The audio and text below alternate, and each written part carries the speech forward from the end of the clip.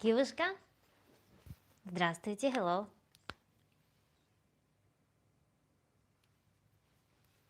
So we're talking about Tantric Enlightenment. I decided to stir the pot a little bit and go into more, thank you, go into more like spiritual facet of Tantra.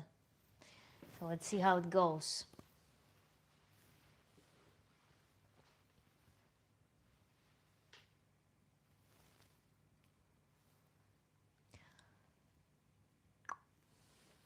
How is everything, Kiva?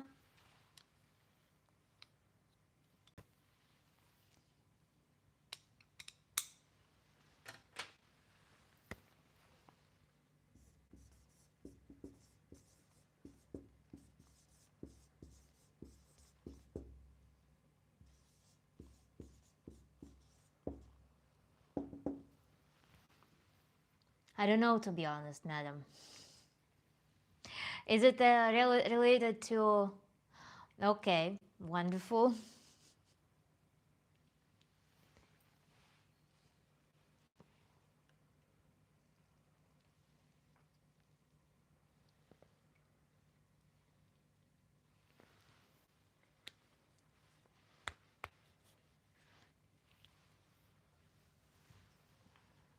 I'll drop some notes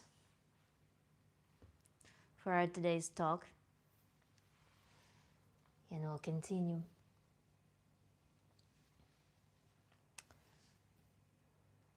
And by the way, why don't you know? Where are you on the spectrum between feeling and knowing? Project is needed related and being lost is, I guess, related to something else break-wise. I got it. It's okay. The break is very important, I think, because, you know, any transition kind of changes your perspective almost permanently sometimes. So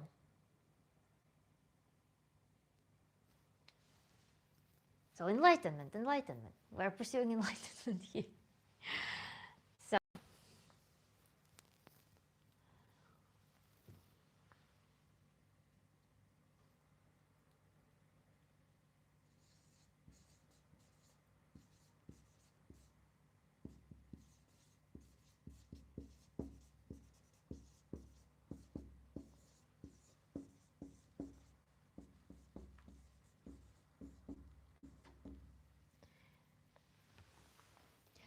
Bella Warrior, hello. Welcome. Well, I kind of maybe sort of not so much taking a break. Okay.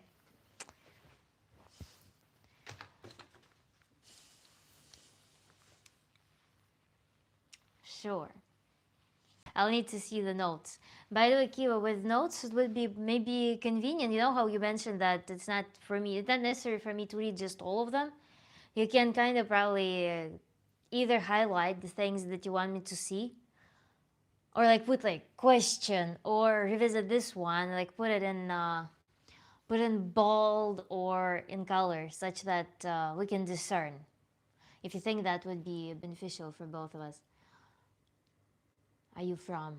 I'm from many places. I don't know how to specify. I don't know how to answer this question. I'm nomadic. So I don't know. I've been moving from place to place for many years. My adult life, most of my adult life so far has been in the United States. So read it as you wish.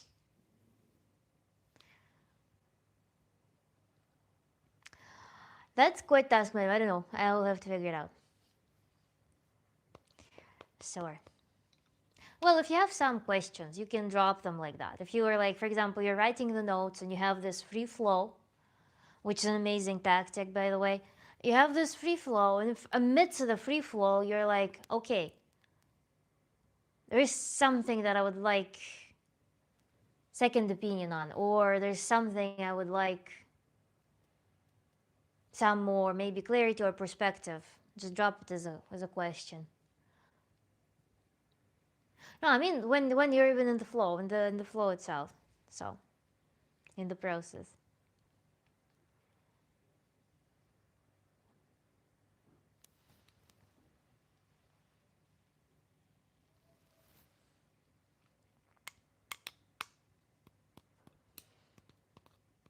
Kiwiska, are you ready for the topic? What is your mental space today?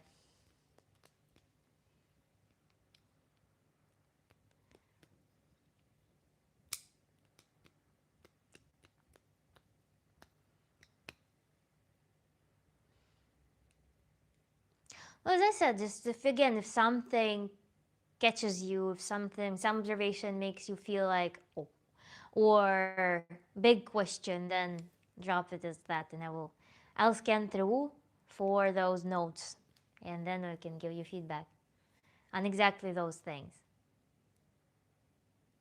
Ready, sure.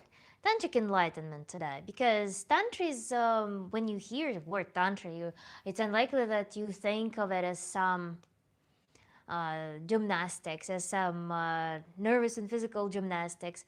It's rather that people add some sacralization to this topic, that there is something special, that there is something beyond the bare bone reality. It is something beyond the casual, it is something beyond our routine.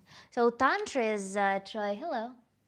So, Tantra is associated with a whole complex of ritualism, with whole complex of aesthetics, with whole complex of spiritual component. Even though I struggle to define what constitutes this spiritual thing. What is spiritual? To me, spirit is how we perceive human charisma. To me, spirit is a cumulative activity of hormonal system of a human. When I see a human, I can identify their spirit. We even have sayings that the person is in low spirit, high spirited. There is a range. What is spiritual? So and wonderful, Troy. You're welcome. So when we talk about enlightenment, tantric enlightenment is also this spiritual kind of concept. It's associated with this new age, maybe at some degree, new spiritualism culture. And so high spirit, low spirit, he has adventurous spirit. He has very, I don't know, sometimes masculine spirit, or she has very feminine spirit, or very soft spirit. There could be things like that. So spirit is kind of the charisma, the spark, the energy that a person projects. And associated with, largely, if we break it down into the biology of a human, we'll break it down into the hormones. What is the hormonal background of that person? This is what we will boil it down to. If a person is ridden by adrenaline, aggressive adrenaline, or if it's like, let's say, a teenager who is laughing, who is just trying to take everything out of this life, this charisma, this spirit will be very powerful, very animalistic, very striking to us. Something that we'll want to perhaps even hide a little bit. If a person is neurotic, and always like tries to like lives behind this barrier, trying to overcome the barrier, push the barrier, we will feel it as this is a cortisol-ridden person. This is a fatigued person who exhausted their resources. This is what we perceive as a neurotic, fatiguing, tense person in our presence. So what we define as spirit in words is read by our animal, is read by our body, is read by our brain, which is a part of the body, read by our intuition, intuitive component of our reality processing, as what human produces, what human emanates through their behavior. I would love reading. You seem to be very wild and full of knowledge. Troy, I'm talking about all of what you're saying. Oh, cool. Stick around, and ask your questions. I'm Tantra coach, Tantra therapist, so if you have anything that you would be curious about, then please drop it in the comments. I embrace interactivity as well in the live stream, so think about it. If something comes to you, I love people who are there to bring their ideas, to scrutinize what I'm saying even, to ask questions, to give me some challenge to solve. So I will be very happy to work with you. So, and then enlightenment in that sense, we may associate as with coming to some ground. We might feel about enlightenment as if it's finally balancing, finally coming to your optimal performance. Enlightenment in that sense can be that you're not hiding your nature. Enlightenment can be that you are embracing your character. You are in some healthy, in some balanced, and at the same time active state with energy surplus. When you have clarity of thinking, not muffled by stress, not muffled by neurosis, not muffled by you banging into the wall of your ego, and instead walking your path. So enlightenment in that sense, when we dissect what is to be spiritual into its biological root, enlightenment has, we may have this connotation of coming to your health, coming to your physical, mental health, which is mental. I cannot separate mental from physical. Mental and physical are the same thing because our mind is chemical reactions. Our mind is electromagnetics of our brain. We cannot separate that and our biology. They're not separable. So in that sense, enlightenment is coming to this balance. When I have clarity, enlightenment, light, it was dark, as illustrated here, enlightenment implies some transition from some point A to some point B. Some point A, by etymology of this word, meaning that it was dark somewhere, and now there is light, which means that there is awareness, there is heightened awareness, there is heightened reception, there is heightened clarity. Just as if we open the curtains, light shines in, it's clearly, everything in the room is lit up and clearly seen. When we close the curtains, when it becomes dark, it's hard to see. It's hard to understand what's happening in the room. So we don't let light in. So we let some light in here in this point B. When we come from point A to point B, we come to this state of light. This light indicates that there is no obstruction. So there was some obstruction here. Let's say there was a container with the lid on top, and light couldn't shine through.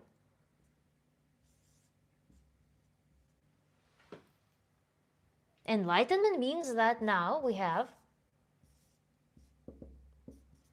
light shining. So some system where we belong, where we exist, we gain clarity of what's happening in that. It was dark here. We start understanding where we are, who we are. So how to achieve this clarity? What is in that clarity? As I said, the first big component is physical and mental health. Physical and mental health, the balance of spirit. The balance of spirit, which is the balance of hormones that we produce as our baseline background functioning. The daily life of a modern human who is quite disturbed in terms of diet, who is quite disturbed in terms of input and output of information, who is quite disturbed in terms of social life, who is quite disturbed in terms of the amount of information that they are receiving. A lot of people cannot achieve enlightenment because their physical body is not capable of producing proper hormones to begin with, because they are not physically supplied with proper nutrition.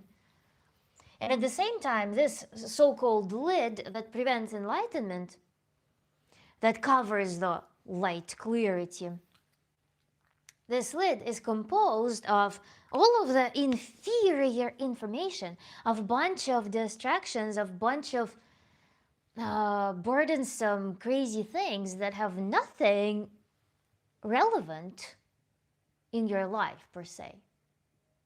There's a huge amount of people with creative constipation. When you scroll the when you scroll social media, you look at people who created something and posted it.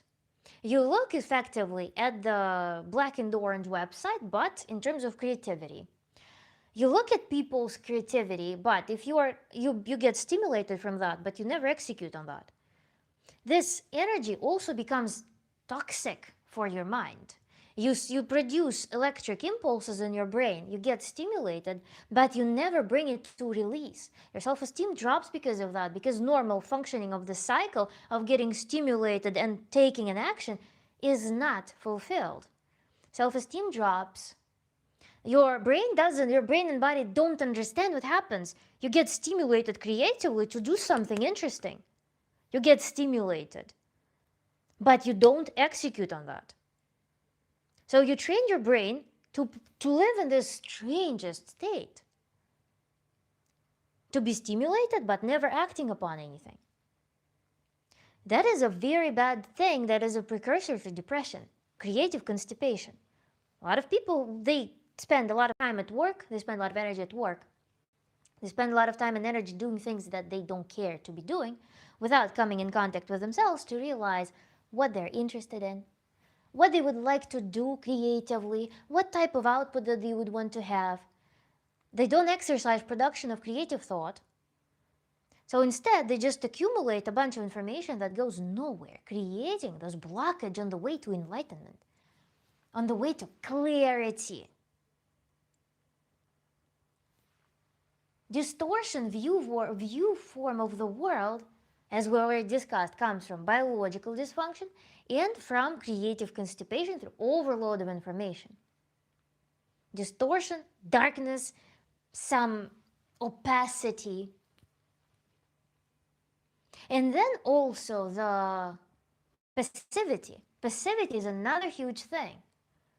When a person is not capable of taking an active leading role in their life, be it due to some trauma in childhood, trauma in adulthood, some adaptation, some avalanche effect that, like in life, sometimes everything spirals down when you make one unfavorable choice that leads to second unfavorable choice, third unfavorable choice, fourth, and here you are. You don't recognize yourself. You don't know who you are anymore. So this passivity in life, when you don't act upon you wanting to live better, leading in your life, this passivity also fortifies this lid further, making it more opaque. I need help staying focused. Like you said, I'm not around the right productive people. How can I come out of the state? Was discussed. That's me. Try right. Let's discuss. Let's go through the introduction first. We'll understand the mechanisms, and then we will be talking exactly about how to get out of that. Okay? So, an authenticity. Let's put them here. An authenticity. Info garbage. Nutrition or malnutrition. And creative constipation. With that in mind, enlightenment would be then the state in which you are authentic, in which you have informational hygiene, in which you will have proper nutrition, and you will have creative flow open. So here we have authenticity, info hygiene,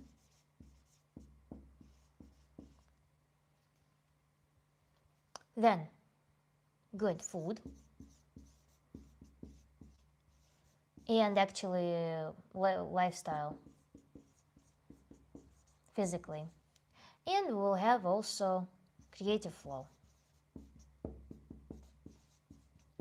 These are the things that I would identify as the most important things on the way to enlightenment.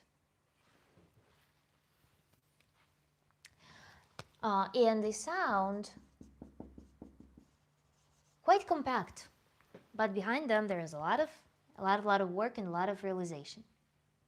So we're coming from this A to B, and then this point of enlightenment. Sometimes people say, I like it, in New Age community, they say, and then I reached enlightenment, or I reached spiritual awakening, as if it is the end goal, as if it is some thing that is absolute.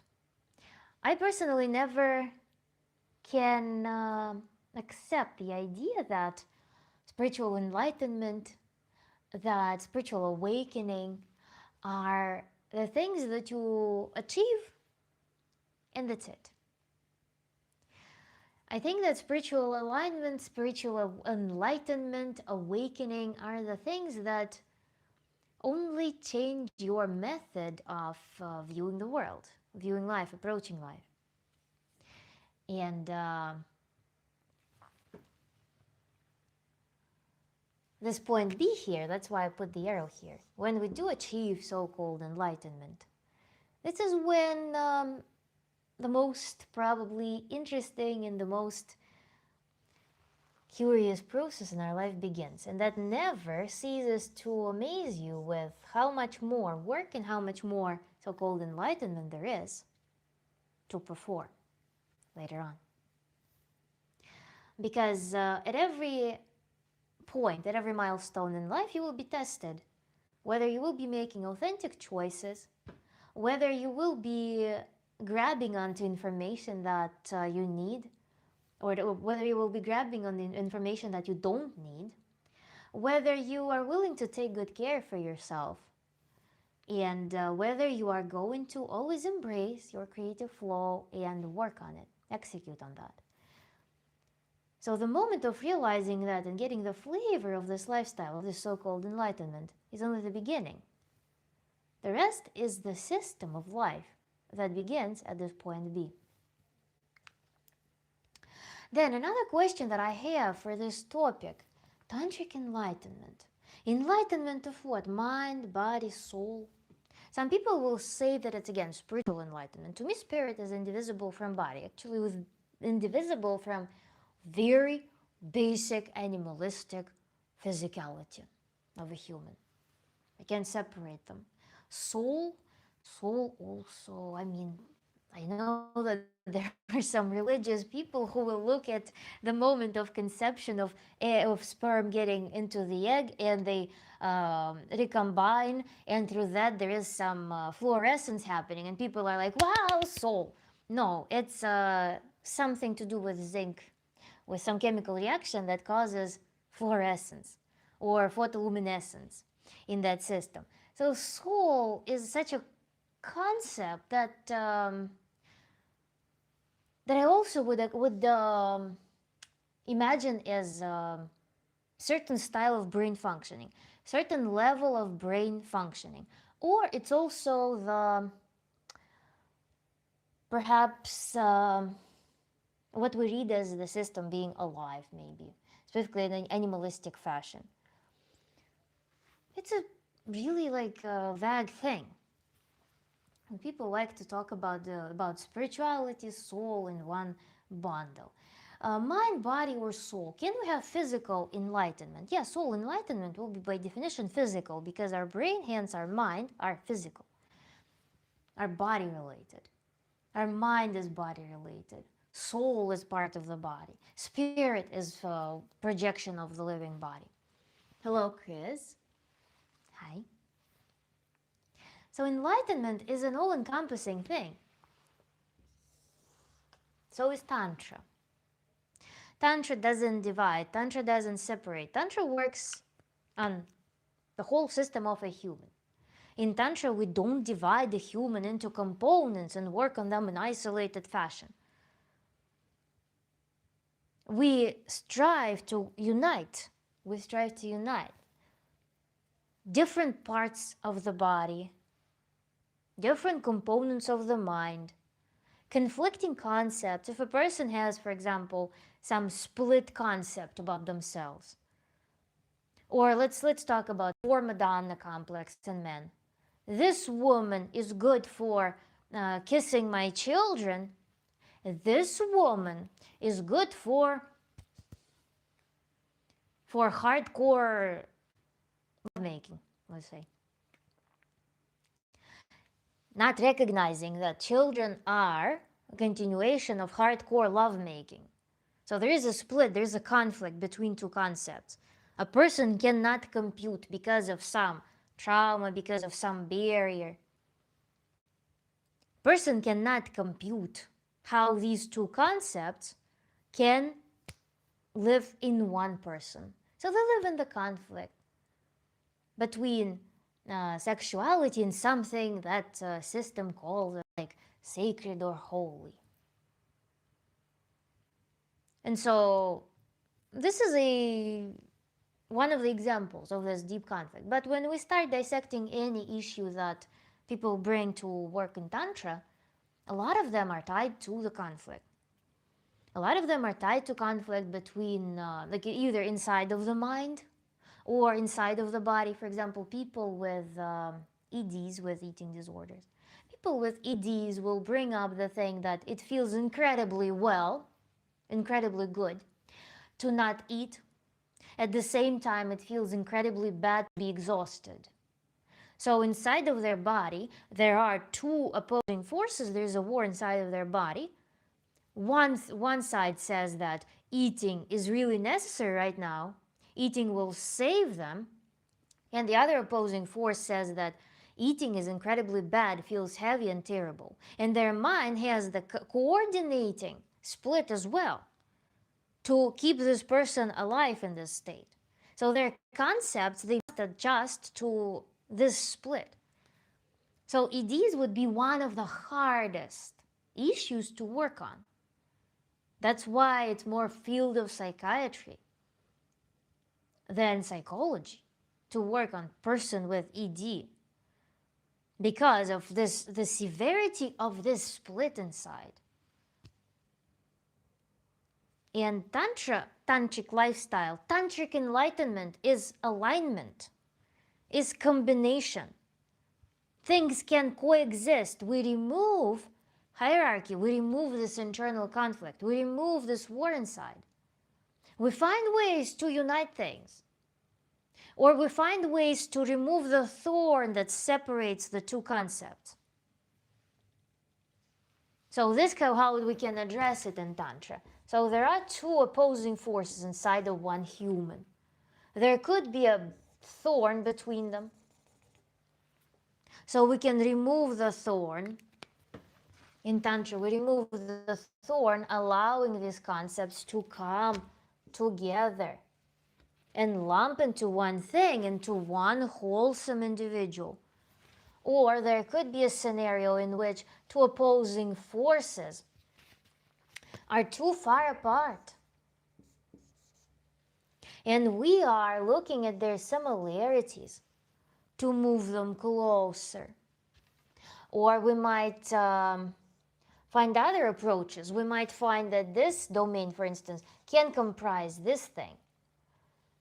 We might increase the viewpoint of a human to make them capable of encompassing all inside of one thing. We can approach it this way in Tantra.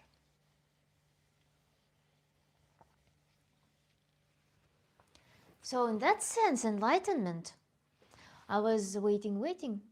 Paranda, hello. The different perspective. One saying it's not okay, and the other saying it's okay. Yes, Kiva, that's a really, really, really, really crazy thing to witness. That's a really crazy phenomenon. And the barrier there is so huge, or the disconnect there is so huge. And the one, again, person's mind understands that this like dietary strategy is incredibly bad. The other part of the mind adapts to knowing that it's good. So you are dealing with two opposing forces in the body, two opposing forces in the rational. So when you work with concepts, it's incredibly hard. Stressful as well, yes. The person themselves feels the conflict. The person themselves feel that they're doing something wrong, bad for themselves. It's very interesting and very nuts. So Tantra says that these three things don't exist. We can use those terms, mind, body, spirit, soul, just for convenience sake. But we always understand in Tantra that they're all one thing. We can use them, you know how a lot of times when people discuss female orgasms, they will say that there is only one kind of female orgasm. There's no other kind existing. But people are okay, but for convenience sake, if we want to discuss the exact precise localization of that, let us just talk about it. We all understand that it all comes from the same thing. So in Tantra, yes, you may hear mind, body, soul, psyche, vision, but they're all the same body of a human. And then number 3 here, can enlightenment be non-tantric? There are variants of enlightenment. Again, there are schools which are religious in nature that are promoting abstinence. So we'll explain. Thank you so much, Troy. I'm very happy. So there are schools, religious schools, that promote abstinence. For instance, the body is evil.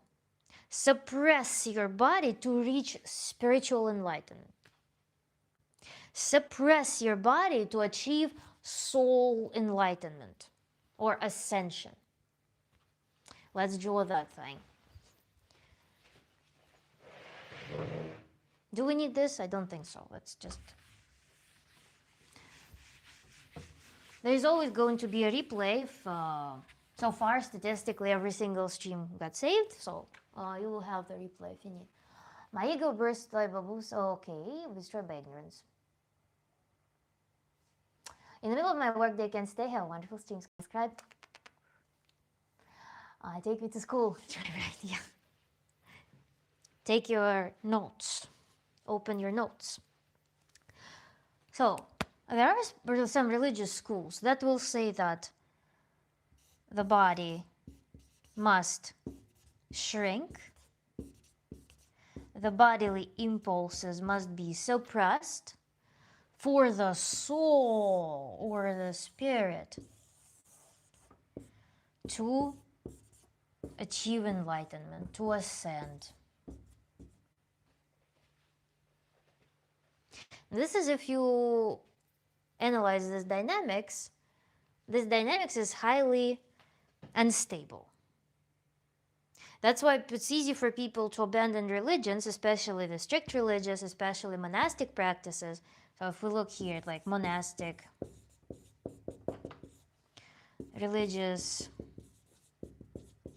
cults, this makes the system very unstable because it's based, imagine, on huge polarity. Imagine there is an insane amount of tension in this system. There is a huge amount of polarization in this system. Systems like that are always forced together by the external force. And the amount of this external force required makes it so easy for the system to get exhausted. A good example here. When I was... So let's say when I was submerged in the raw vegan community, I heard this thing. Once a year or twice a year, I watch the movie Dominion to keep going, to keep being vegan, to keep remembering why I'm doing this. So there is a need for external force to cause this compression of one component for the sake of the other component to seemingly burst out. But this is only owing to the external force, to the surplus of energy from the outside.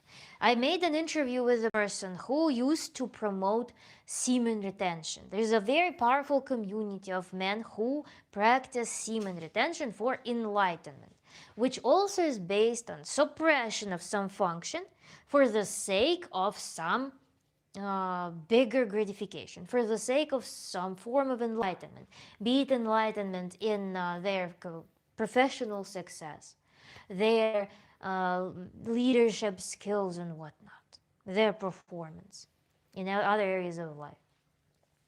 It all requires community. It requires big meaning. It requires big conflict. Fed from the outside. Because a human wants to not have conflict. Healthy human body strives to have equilibrium.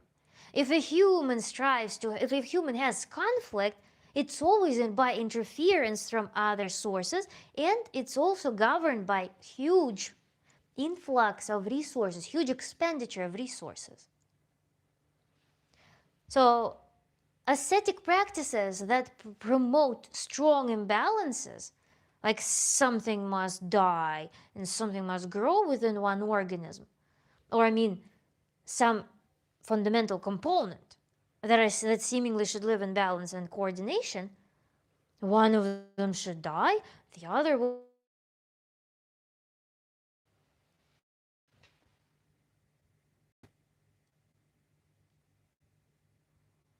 Yeah,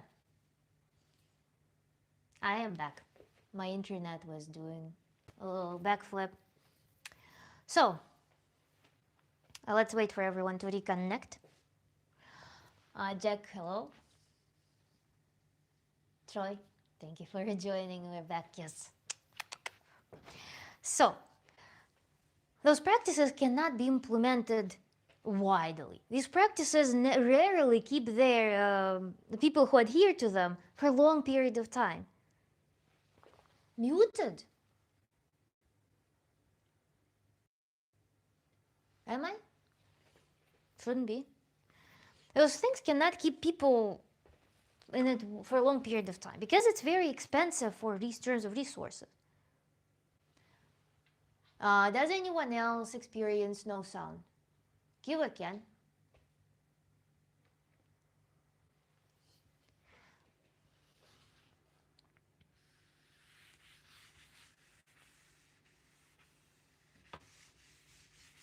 So enlightenment, stable enlightenment, not neurotic. So there is, let's write it, neurotic, tension, abstinence, external.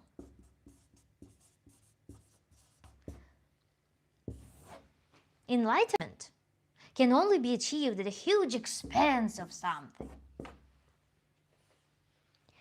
When we think about enlightenment that is stable, long-term, or permanent, sustainable,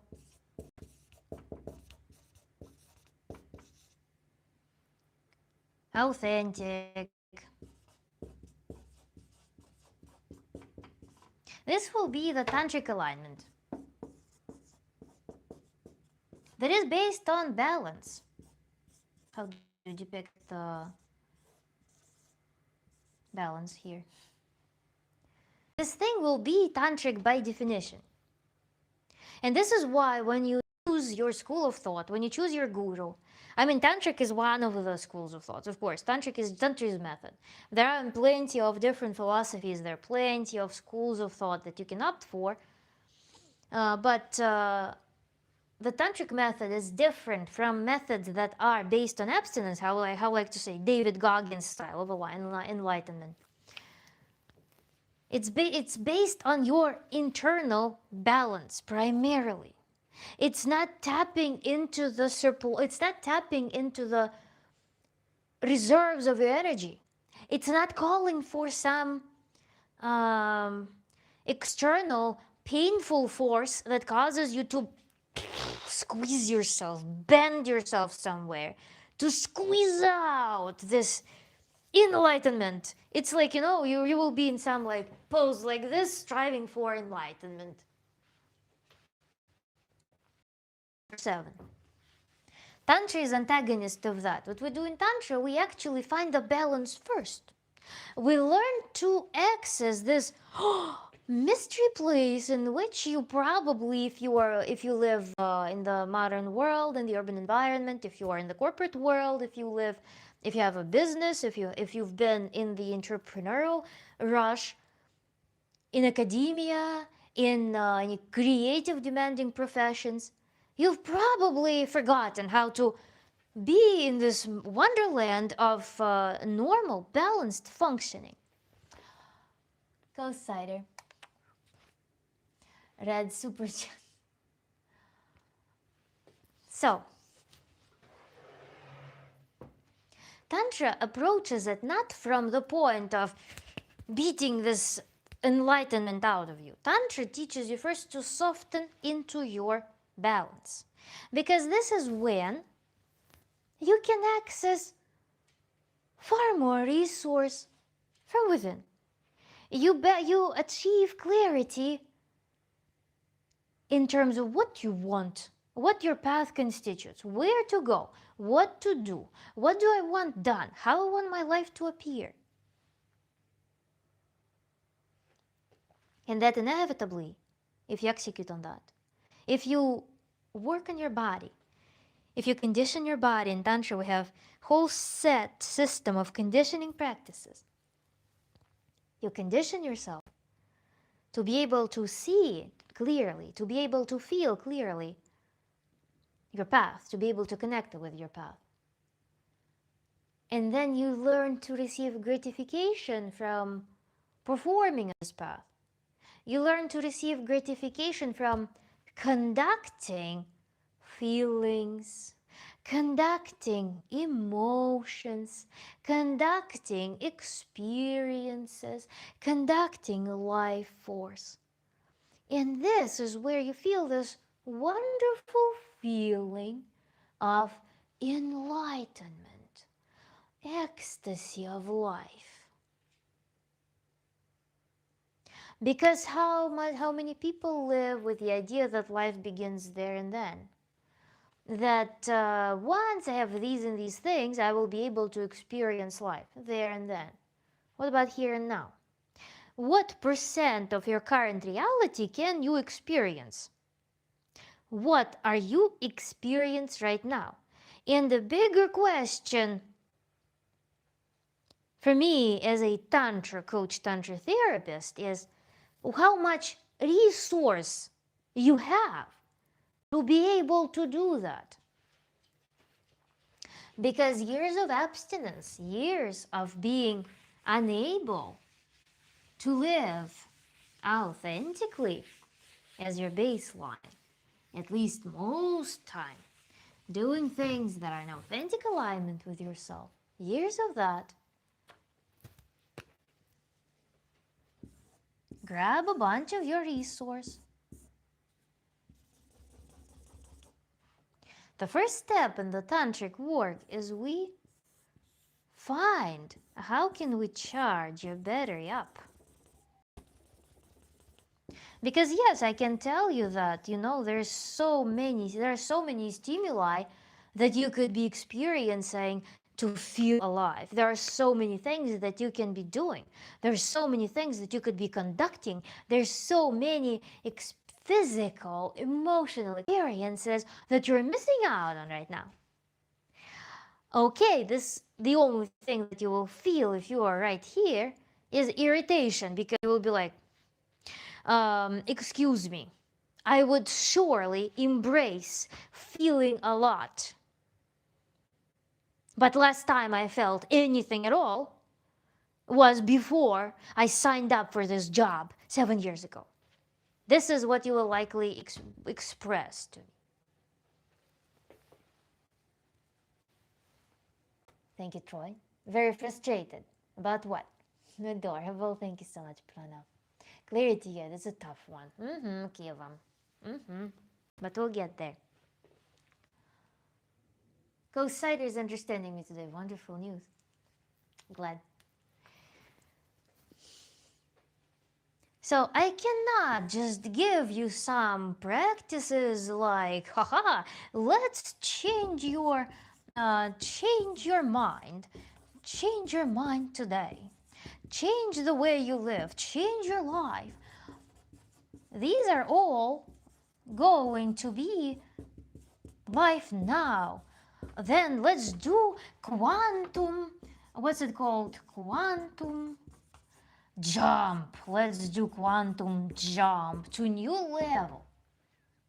These are all a scam when it comes to dealing with the system that is exhausted. An exhausted system will not perform a quantum jump. An exhausted system might perform a manic episode that will lead to a depressive rebound. This is what will happen. And during the 2020 era, I decided to take Tony Robbins' free online program. I was like, I'm curious what Tony Robbins is about.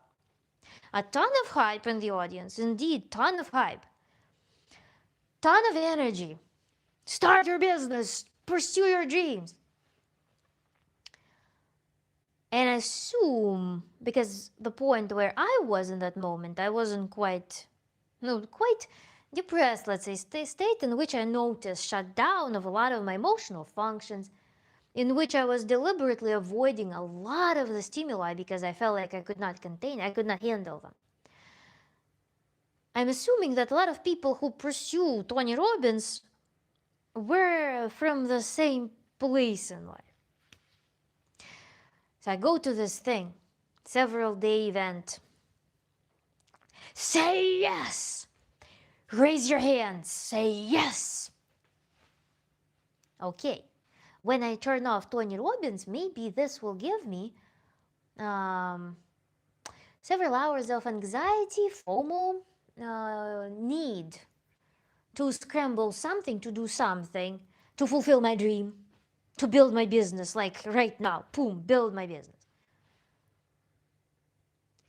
But afterwards, after this bout of anxiety that will lead me to nowhere, because in this state I have zero clarity, zero resource to think clearly, to compartmentalize anything, to formulate any creative ideas that are stable, that are sustainable.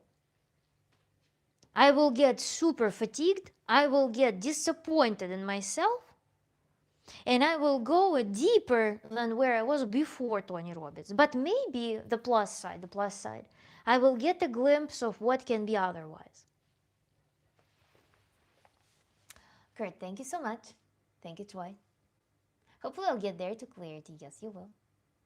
Internally need to release. Thank you, Kurt. Internally need to release, Troy. The way you want. If somebody wants to shake, just shake it. Some of the hygienic things that you can do if you don't want to make noise, if you don't want to scare people, then you just seek privacy and shake your body off. I wonder how one can feel disappointed about that. About what? So, exploiting this system is inherently bad. It's bad in the sense that it's dysfunctional. In Tantra in general, bad and good I define as suitable or not suitable, good or bad. Functional or dysfunctional. Productive or counterproductive. So this is when I say good or bad, this is what it means. So here it will be counterproductive. To exploit the system with trying to pump it out. This is why some rapid methods that are not comprehensive, they are usually looked down upon, because rapid methods, they can cause deeper down afterwards if the system is not brought to at least some decent performance, at least some decent level of resource. And this is achieved through what? This is achieved through removing energy leaks. Energy waste. Leaks. And this is done through relaxation. And by some practices, relaxation is a widely encompassing thing, by the way. Relaxation, we cannot just say, exhale, relax. Now you are relaxed. No. We're talking about relaxation in an overwhelming fashion. We're still on the topic of Tantric Enlightenment. Here I'm giving you a recipe for how to achieve this clarity, for how to work your way up to overwhelming, all-encompassing state of clarity and authenticity. Shake your body off. I'm going to do that around my next few days with clarity. Maybe because they didn't get the result they need. Okay. Maybe because they didn't get the clarity. We can discuss that, Kiva. Shake your body off. I'm going to do that around my next few days. Also stretches, also any movement. Remember, we can enter meditation. Just listen, ask your body, what right now? Set a standard, some like glowing environment, some beautiful environment, and match your physical state to that environment. Your idea of what's beautiful, what's majestic, what's very cool, attractive. Bring your body through movement to that exact standard. Relaxation as in full body breathing. Could be. Relaxation, as I'm saying, again, it's not just one singular thing. I give you, for instance, I'll give you press here, count to 10, do some breathing, you're relaxed. No, we need to work on the whole system of your organs, your entire nervous system, your brain, your excitability, your alarm system, such that you are, as the background, you are relaxed, more relaxed. Or, you know how a lot of times, a lot of people with anxiety disorders, with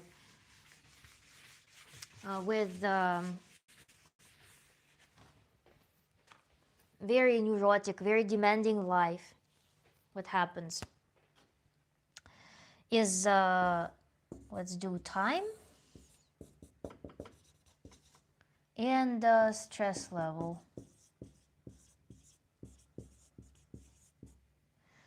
So over time, for example, the person starts off like this. Healthy person can function. Okay, stresses, they happen sometimes. Stressful event 1, let's do event 1, event 2, event 3. They go up and down. Whoop. When a person learns that stressful events are going to be some constant, Shuriken, hello. When they learn that stressful events become very, very closely spaced, they never have to get to relax. And moreover, each new stressful event teaches them that relaxation is dangerous because you're going to be caught off guard. So what happens is that if there's huge number of stressful events, let's say in a child's life, then gradually human just stops relaxing altogether, fully. They never get to rest. Their body and mind don't get to rest anymore. So they live in this superposition of stress. The only times when they relax is when they shut down physically. So they can go through this moment of shutdown, then again go in this roller coaster. Instead of living in a way that is normal, physiological. When they go through stress, they relax. When they go through stress, they relax. They go through stress, they relax. They go through stress, they relax. This is what we're going to strive for. Because this condition produces abnormal baseline state that puts wear and tear on the entire body. It's not just breathe in, breathe out. No. It is the entire body getting conditioned to living in this regime. From shutdown to shutdown. This is why in Tantra there is a huge work starting in the body. To recondition it back to be able to switch such that there is stressful event,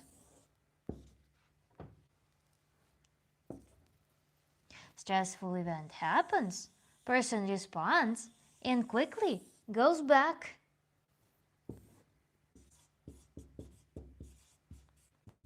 Instead of living like this. This is the anomaly. This is not health. But this is mathematical norm in the modern world. We strive to drop this down, such that at the baseline there is rest, such that our parasympathetic nervous system can turn on the recovery mode. This is when we recover.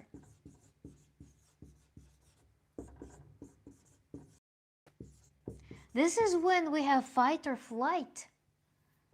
Let it turn on, let it do its function. But then let it go back to parasympathetic mode and recover. When we recover, blood goes to the essential organs. When we recover, we breathe normally. We deliver oxygen, we deliver nutrients to everything.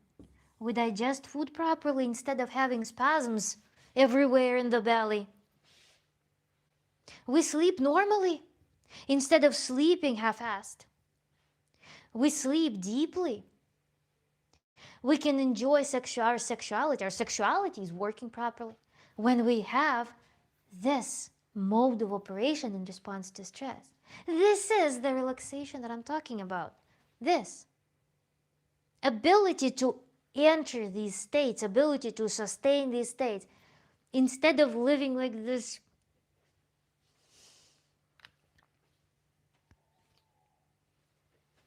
I feel it's very hard to shut off brain. Always think of stressful stuff, Kurt says. It's very relatable. This is exactly what I'm talking about. This hyperactivity. Sometimes brain is flooded with hormones already. Needs to rationalize what's happening. Or needs to feed itself with some justification. Mind rushing is also the symptom of this hyperactivity.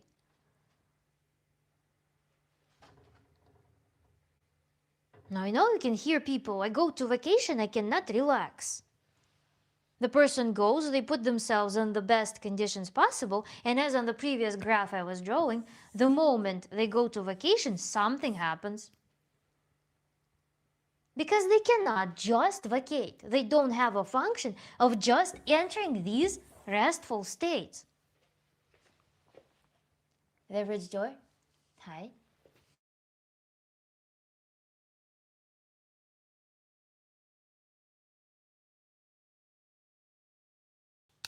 Hello. No, it's a crash. Sorry, guys.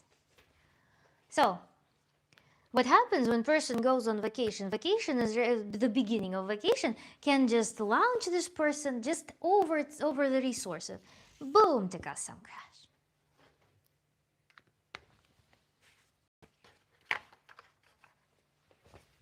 We're talking about enlightenment. How about that? We're still on the topic of enlightenment. Because, as Kurt mentioned, when we are in this state,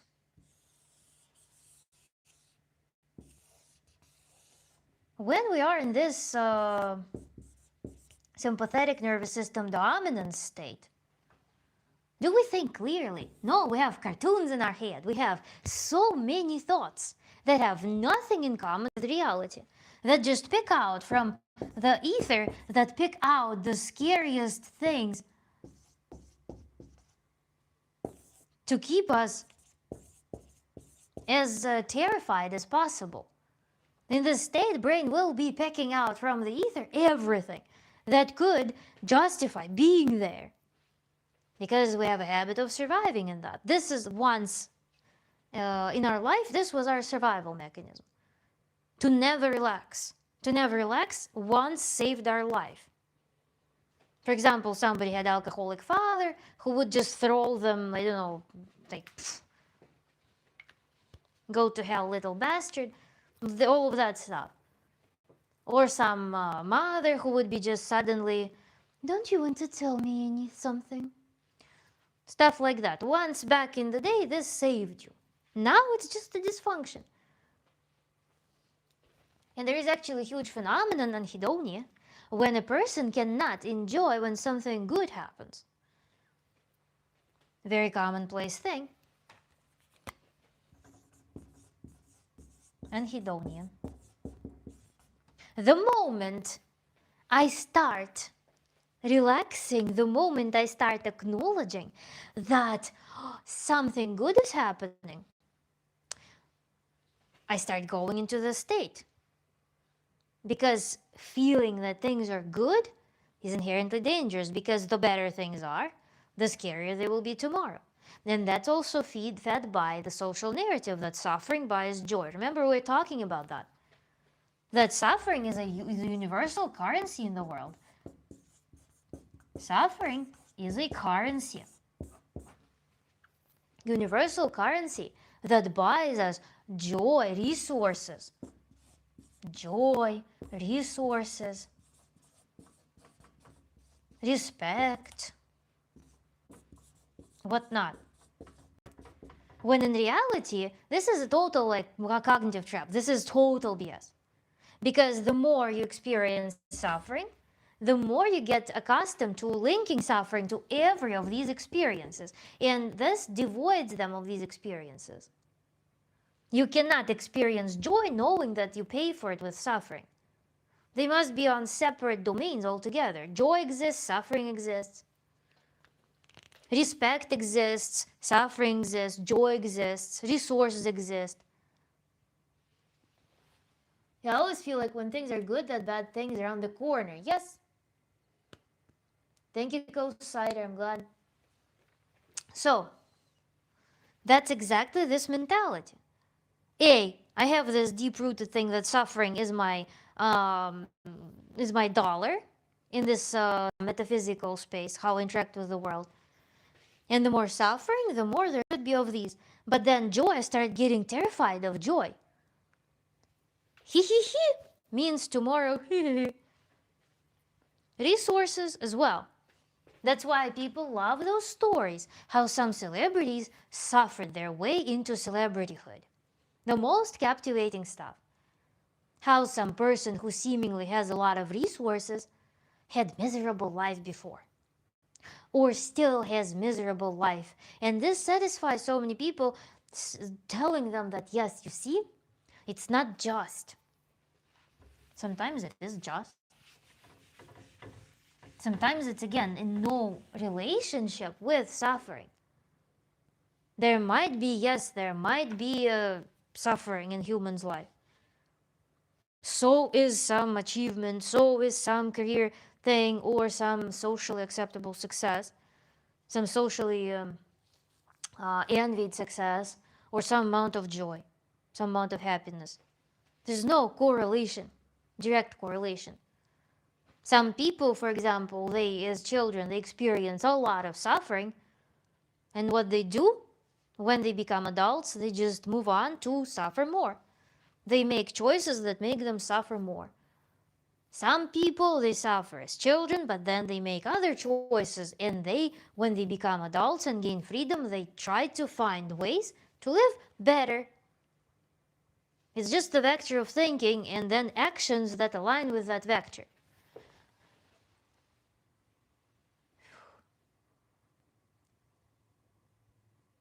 Diminishing increments of reduced joy. This has become the standard way of living in the modern world, I think.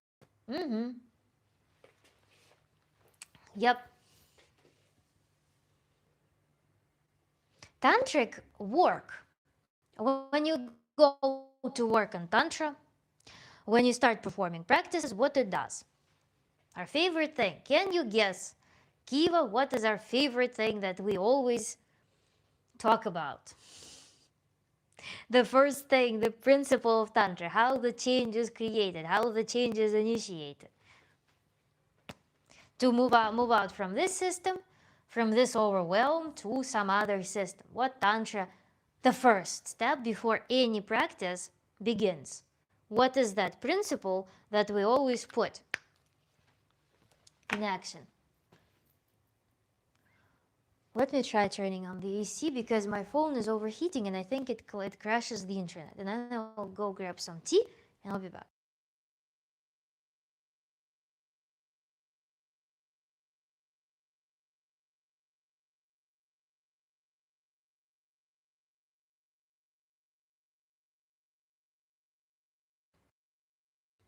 I need my C fixed, and it's kind of scary because it started behaving very strangely, so I don't want to risk it. So, Kiva, what comes to your mind? First thing, if nothing comes to your mind, I have about two answers. Is there only one single? Give me both. Quick answers. Mind is wandering. Whatever comes to your mind.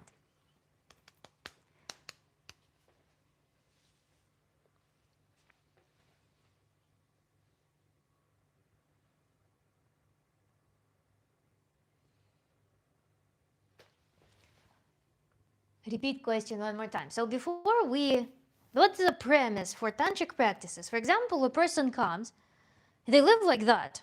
They're like, they need to sustain this state. They pursue knowledge, they pursue information, they create lifestyle that keeps sustaining this state, such that they're scared of joy. They're scared of positive emotions. So when they go to Tantra, they need to learn suddenly to function like this.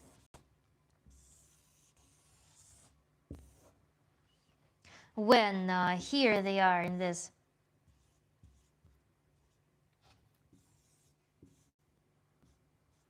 peaceful tranquility. How can we show to this person that they can function like this? It's not necessary to be in this state all times. How do we ease them into that? Have open mind for change, Kurt says.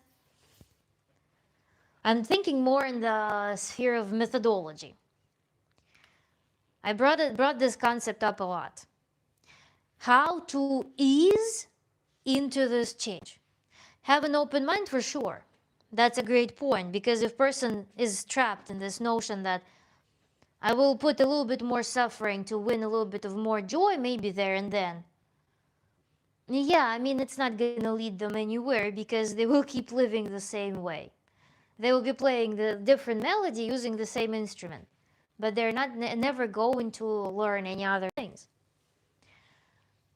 But what from this background nuts state, this electricity, how can we demonstrate to this person that it's okay? How can we develop the skill of relaxation? This person doesn't know how to safely relax, how to safely just experience joy on demand. I want it, I got it. I want it, I got it. How do we do that in Tantra? That concept. It's okay, Kiva, if nothing concrete comes. You will be face palming afterward. When your breathing practice be involved before switching, as in before they switch moods? Yes, but then this is also step ahead. If you want me to say that, I'll say that. Because any tantric practice creates that for us. Any tantric practice, before its effect, it creates this thing.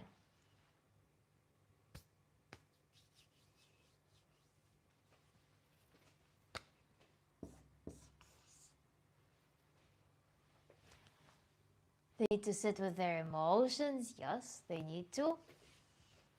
Remember this, thank you. Clarity about what about actually the initial state. Yeah, acknowledging that this is happening is also an important thing to fully understand. Yes, yes. When do we draw this? What does this illustrate usually in our talks?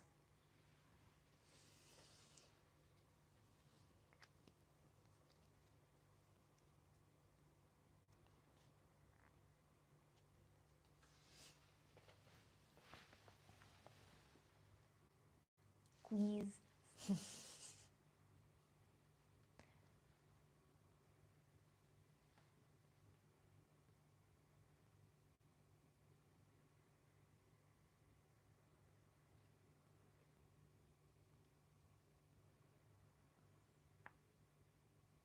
Troy?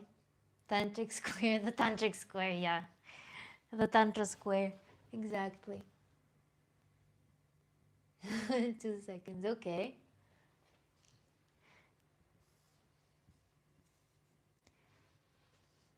Remember our practices with timer.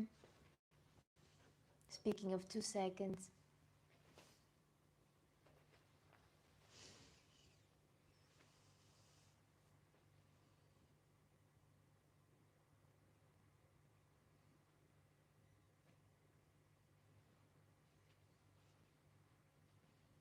Again, our task is here to familiarize this person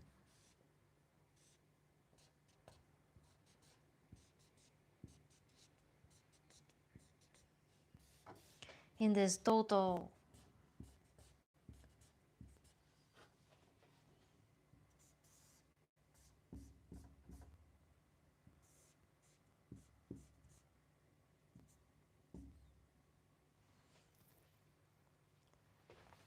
I'm connecting a lot with my inner self. Great. I know, but I know I do, but I see what I'm thinking. Okay, do you want me to tell it?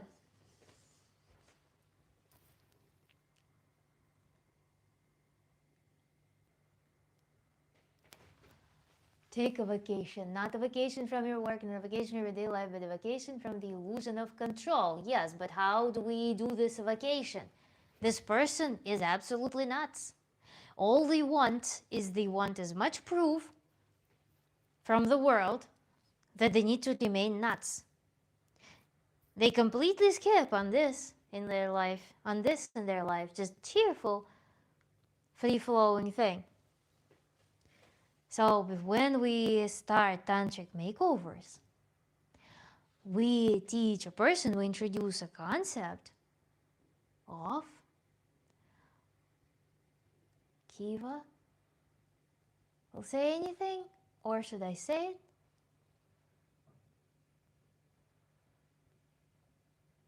You face palm, Kiva.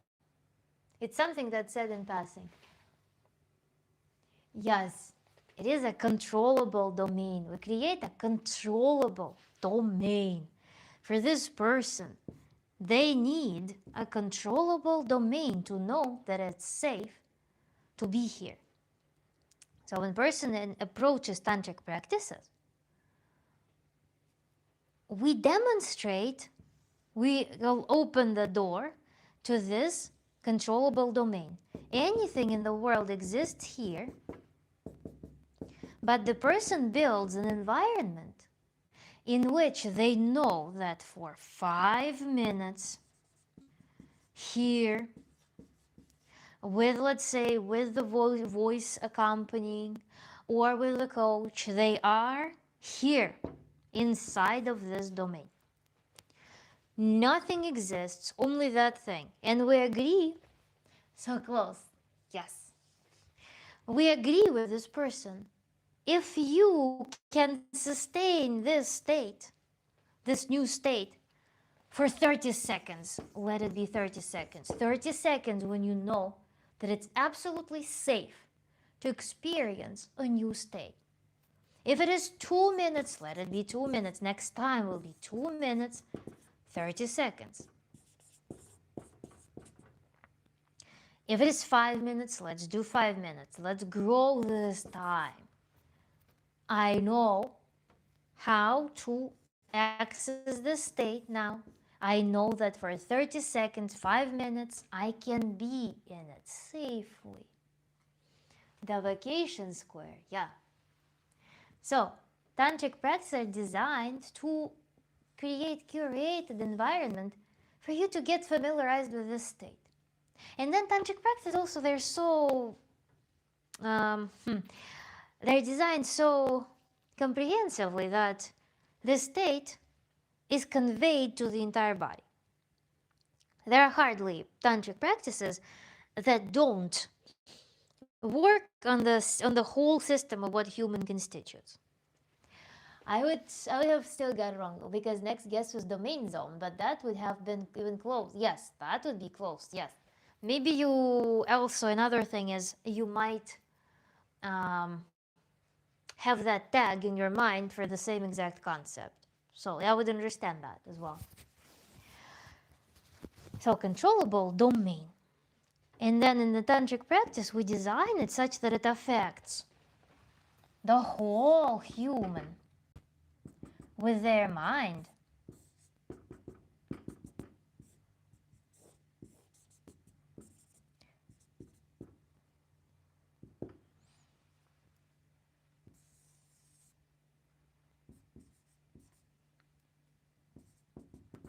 With their body entirely, with any concept of themselves. That's a great excuse for me. I'll take it. Спасибо большое. So little by little, we start pumping. Hannah, hello. Little by little, we start pumping, reinforcing the state.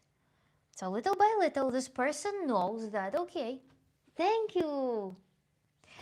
I can access this state more and more. So we start introducing those little ripples here. Boom.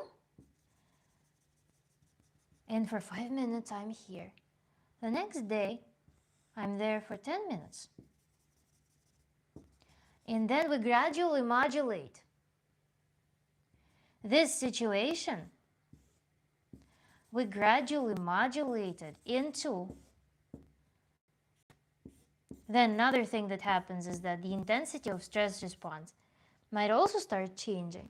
But we gradually go into modulate this system into this.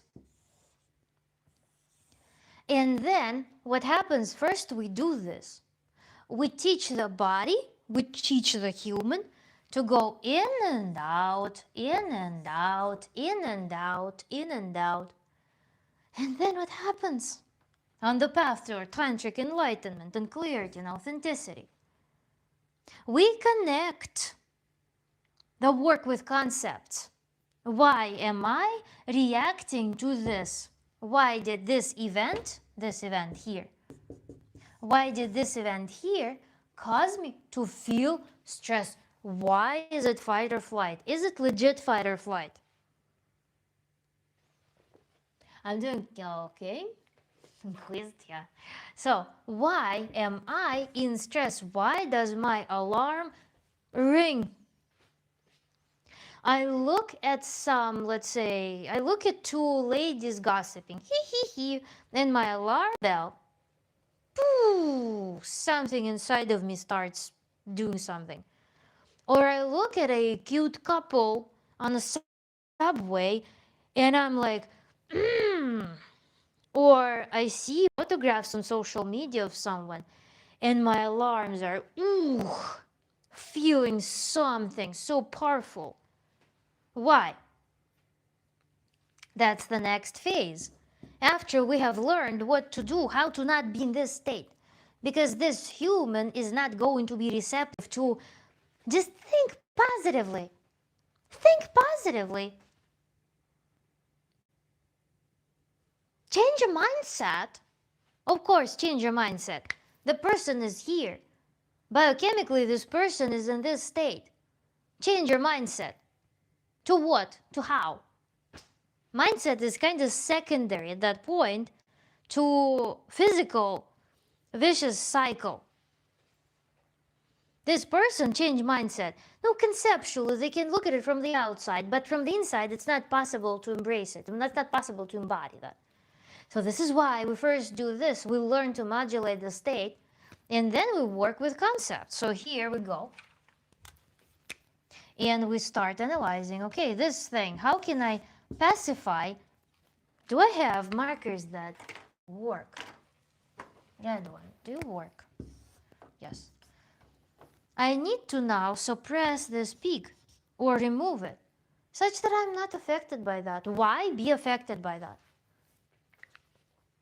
Somebody posted that they have cool relationship. I look at that. I change my concept about this. How to turn something that feels like an attack to something that feels like inspiration, or something that feels like nothing, neutrality, or something that feels like something beautiful is happening. Yes, but put me in the spotlight to answer a question. I somehow somewhat got it right.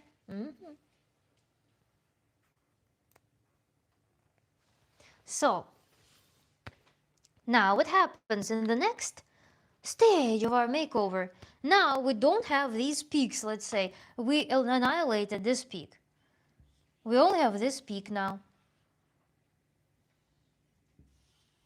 This peak became smaller. For example, I used to be very outraged by something. Not anymore. Now my reaction is much more smooth. And I can just coast through life much more peacefully. This one also, for example, intimacy with your like husband, through some development of habit became, and in some like period of time became perceived a threat by a woman. We work on concept, work on the body. We research tools, communication strategies, and setting up priority for pleasure. So this no longer becomes a thing. Now we're down to just a few stimuli that are very tolerable. The rest of the time, instead of having this overwhelm at all times, now the person is adequately reacting to stressors and bouncing back. Has tools to bounce back, or has tools to not be affected by the things anymore. Recovery happens. Overall body functioning becomes totally different. We think about spirit, how we began talking about this enlightenment. Spirit, spiritual enlightenment. Spirit is the sum of all hormones that you're producing. Whether you're high-spirited or whether you are low-spirited, whether you have this active, blooming spirit and everyone feels it, senses it as energy, as some energy of joy, as some libidinous energy, some sexuality that people feel. Or whether you are in the box, whether you are in the pressure cooker, whether you are in complete exhaustion, very low resources, and people feel a lot of tension or pity or something when they are in your space. This is how we read hormonal activity. Dialing back to the beginning of our talk today, spiritual enlightenment, spiritual clarity, spirit, hormonal wellness. Here is when it is built. Here is when it is achieved. Instead of being ridden by excess adrenaline, cortisol, we are now recovering. We are now allowing different spectrum of events to be happening inside of us biologically. Now blood rushes not to the muscles to make you run and sprint. Now there is no muscle tension to give you this blocky feeling in life. No, now there is room for relaxation. Now there is room for proper digestive functioning, proper breathing. And what does breathing do? And what does normal blood supply to the sexual organs do? This is when your sexual hormones are being produced. This is when your pelvic floor can breathe, when you breathe fully through your entire body. This is when you sleep properly, you process information very well.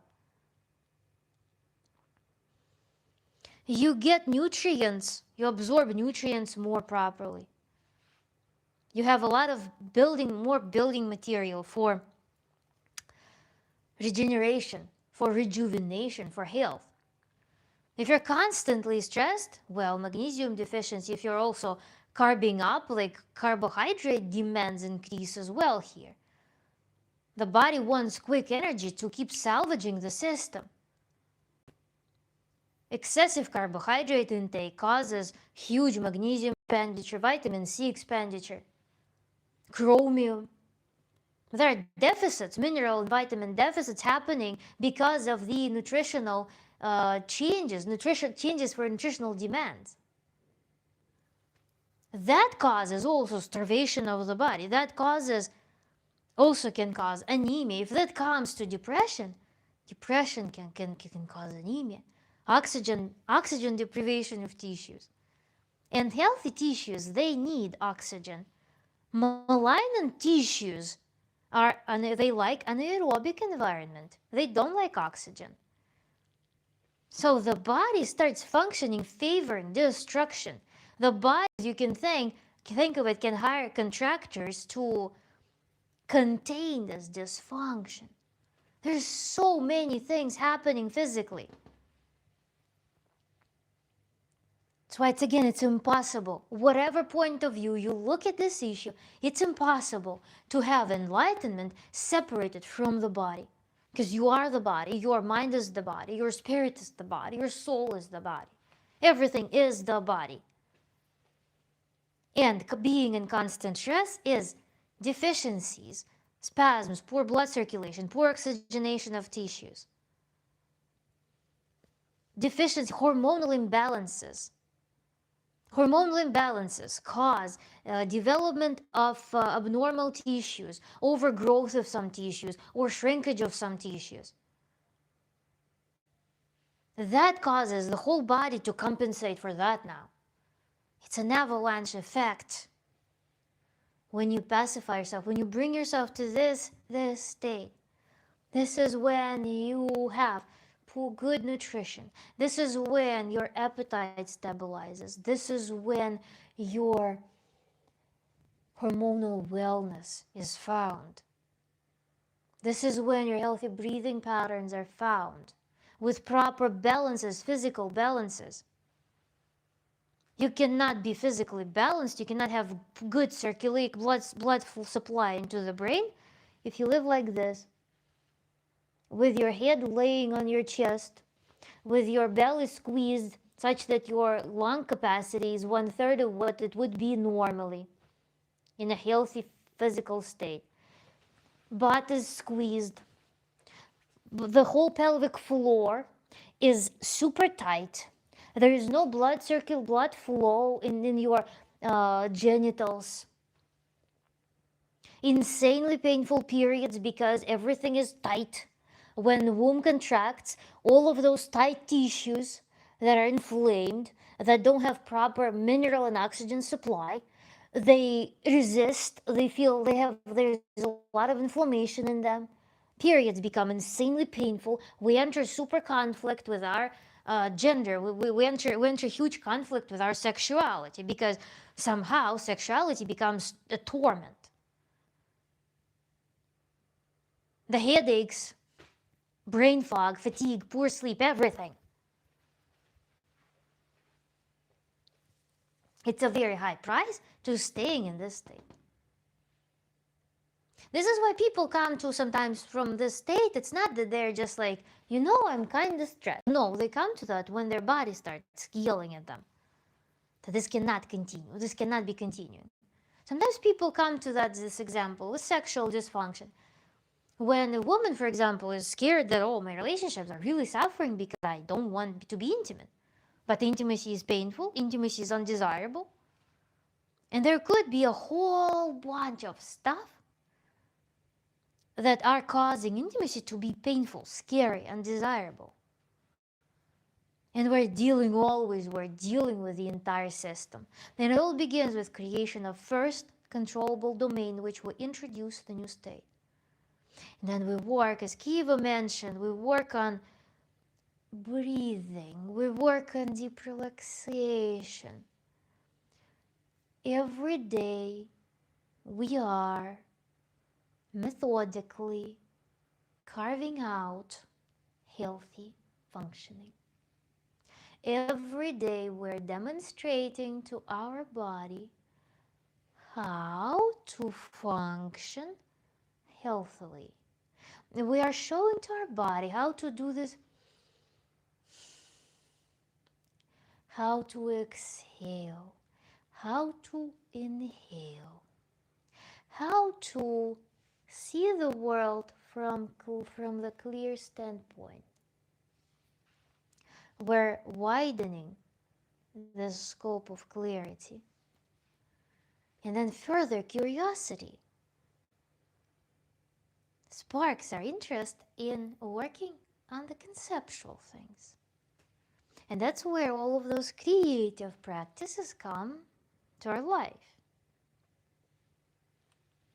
And this is where Tantric Enlightenment is this movement to point B that in turn opens the gate to a new lifestyle, to a new approach to life, armed with numerous tools to balance our state, is found. This is Tantric Enlightenment.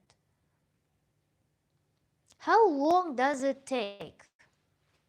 It's not an overnight thing.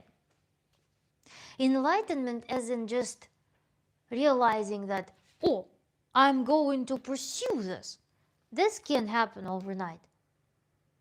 Achieving stability is contingent upon work, pleasant, very pleasant work. Devotion. It's contingent upon devotion.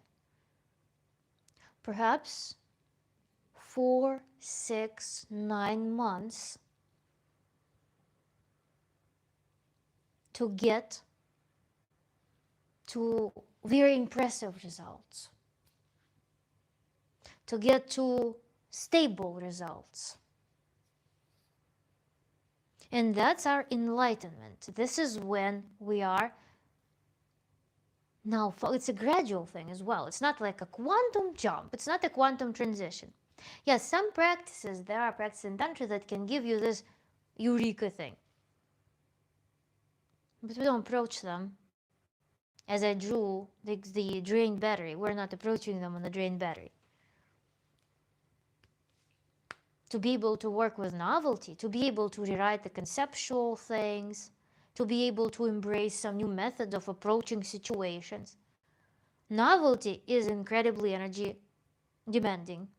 Any form of novelty needs to be approached from a recharged state. And ability to also experience gratification, because if we're dealing with this person cannot experience calm, pleasant gratification.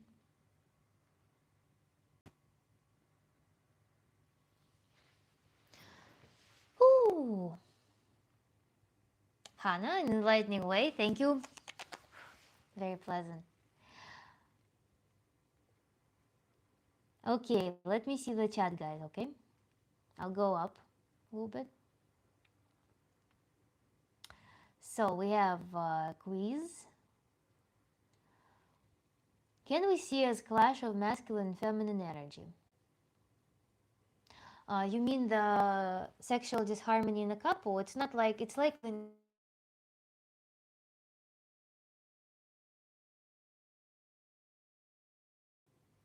sorry guys. So clash of masculine and feminine energy in sexual disharmony, I would rather reframe as an authenticity, because an authenticity when we don't act in accordance to our desire, when we have some conflict, when we don't feel our body, when we don't feel our partner, when we don't converse well, this is when the problems commence, and the way they manifest can be totally different. I need that opening, choice said. Is the energy exist in various forms, or there is only one form? Because I feel it many forms as heat and cold sensation in my body. No, many forms. Energy is energy, and your energy is physical. Is energy. It's just it's described, rather it's understood through the change of energy. When we see heat and cold, it is a different. It's either surplus or lack of energy. But of course, there's energy of mechanical movement, there's energy of electromagnetic wave, there's energy of sound, which is mechanical as well. There is thermal energy. So there are different forms of energy transmission, but energy is energy. It's all measured in joules. I need to reach that point, Choi says. I wonder if my anxiety is slowing down my processor, because my processor has always been slow. It totally can. You were brave to try to answer the question.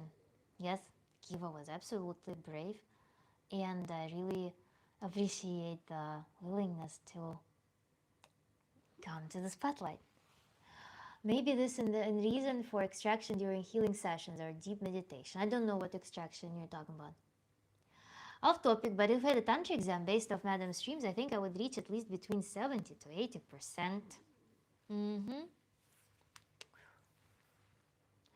Nice. It's so good to be back. Thank you for being here, and these lives always wake me up in an enlightening way.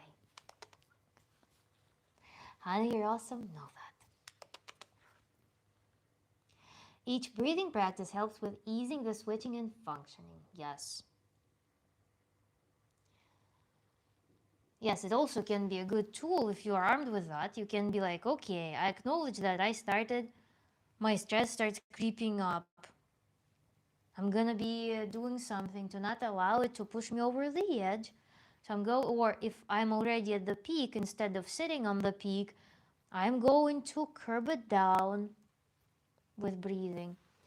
I don't know what brings me to you, but I found everything I want from you. Glitter Fried joined. Hello, welcome back.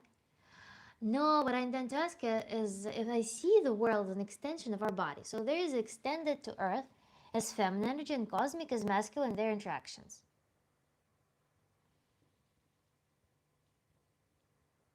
I mean, it's arbitrary how you define feminine and masculine, and whether they're Earth or cosmos or cosmos or air and earth or water and fire, whatever polar opposites there are. There could be components to everything. Troy, I'm feeling a little better. I need this every day. Actually, Kiva says maybe 80-95%. We should do the exam then. I'm going to increase my exam percentage score. Hanushka, спасибо.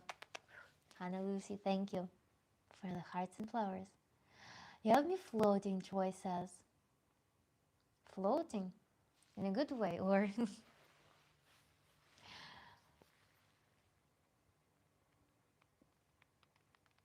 So, Pranav Kumar. The energies, yeah, again, the polarity of energy is a cool concept to embrace. But I guess there must be some function for introducing this polarity and what you mean, because, unfortunately, society is very drawn to gender roles. And this is why when I see feminine, masculine energies, when I see this notion of what the female and what male should constitute, I always start thinking about it as some stereotypical viewpoint that creates these limitations, artificial limitations put on female or male.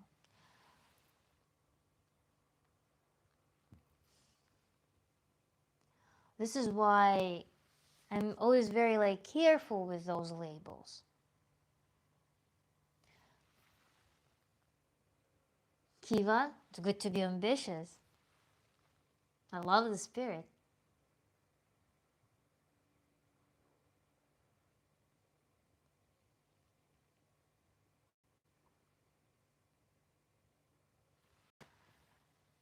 Ooh, that's hot.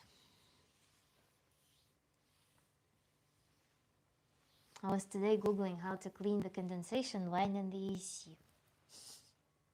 And it was really not something I would want to attempt at home. Floating in a magical way, Troy says. Well, how can I help you to sustain in that state? I'm assuming that you're enjoying yourself really much. So, if there is if you have a ready recipe for you to keep and rest in that state, feel free to suggest, because I am all pro that. Floating in a magical way, it's a really beautiful condition. I'm really happy that we came to that. Kiyoshka is trying.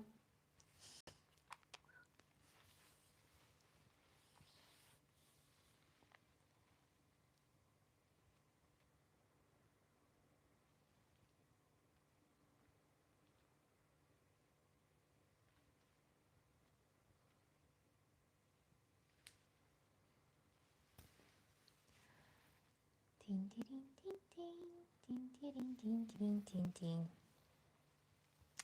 Wait, if I was to say the Tantra steps, all 13 word for word, then I got it. I should actually watch or see the script of that video. Yeah, with plus workshops, you probably would get it all, yeah. I think so. With workshops, when you actually, because 13 steps of Tantra, it looks from the outside. In workshops, you get to experience things from the inside. And with your thesis that you're already writing on the all the conditioning practices, that for sure probably will be a really high score. Tommy Murphy, hello, also enjoying. I'm really happy.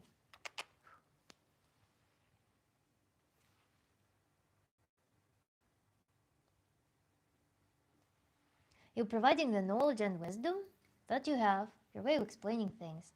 Troy, if you have any questions, by the way, feel free to ask. If you have some topics, if you want to challenge me on something, I will be very grateful to accept the challenge. Thank you, Troy. I don't know why I decided to memorize the steps, but I did a long time ago.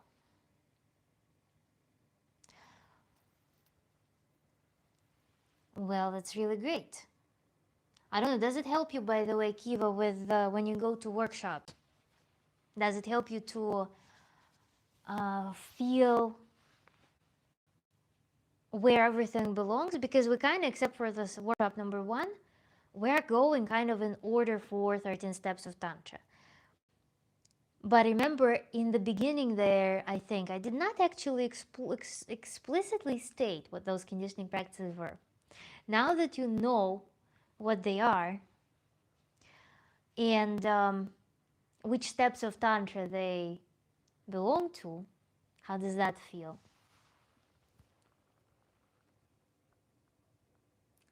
Thank you so much.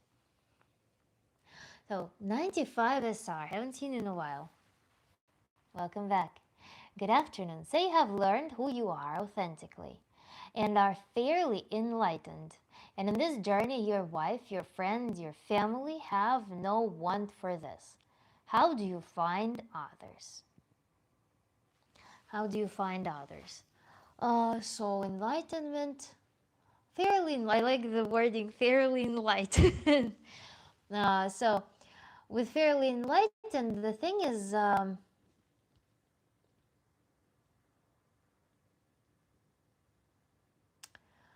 I have several viewpoints on that. I think her name is Alexander, right? 95 SR, if I'm remembering correctly. So I have several viewpoints on that. On the one hand, if you already had relatively good connection with your people, let's say people,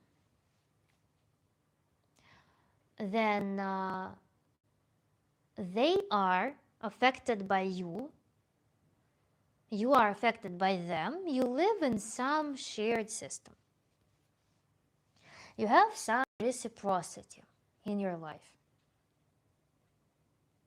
Yes, that's me. Great. You have some reciprocity between you and your people.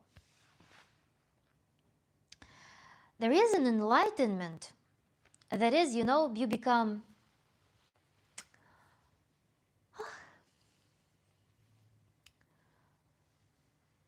I've known. I've learned the secret, to existence. There is enlightenment that manifests in you becoming comfortable with yourself, you becoming more relaxed, you becoming more fun, because now you don't have those like strange neurotic boundaries that prevent you from expressing yourself. And moreover, this process happens gradually. You aren't just waking up one day having watched some podcast, and you're like, yes, that's it. I'm enlightened now. You're going through this gradual work of retuning yourself. It would be, on the one hand, bizarre, unless you are in a real like abusive relationship as is, in which a person who is by your side does not want your health and wellness. It would be strange if that person didn't look at you and reflected an increasing amount of comfort, an increasing amount of resource to be heard, an increasing amount of stability, an increasing amount of security, safety, lightness in communication. And that is usually a huge invitation, nonverbal invitation for that person to also take a breath in, to embrace their internal freedom. Because you are a little bit withdrawing some from parasitic links, and you are coming into a more wholesome state. And in that wholesome state in which you are, again, more stable, relaxed, comfortable, fun, you are now creating a bigger space for other people to exist. And in that space, you likely are going to encourage people for better beginnings. It would be an interesting dynamic if the relationship was not already abusive. The relationship was already like absolutely nuts, worthy of leaving because it's inherently damaging for all people included. Unless that, if relationship was okay and people were concerned, people were interested in living better, to not embrace that, to not see the reflection in them of that makeover, just by virtue of you creating a more wholesome, safer system.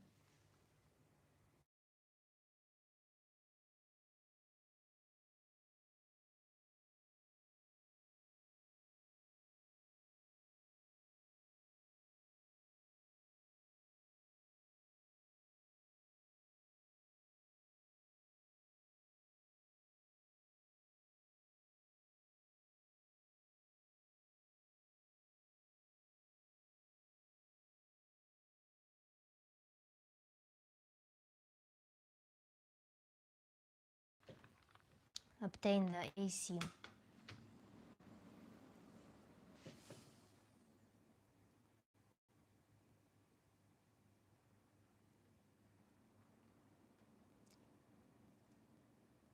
Your favorite film? I don't have one favorite film, I don't know. Dangerous Beauty is a cool one. Well, it feels like it done in a good way, but it's a lot of things. Well, maybe not. Okay. Troy. Stick around, subscribe to my channel. You can email me for any concerns and questions. I sing out loud. I breathe heavy things away, and I plan to continue the work. And they noticed when I'm louder, funnier, healthier. We have fun together. Women I find easier to communicate, but men are not open to these concepts, and I cannot go around reciprocating emotions and good times with only women. Men are not open to these concepts. I mean, Hannah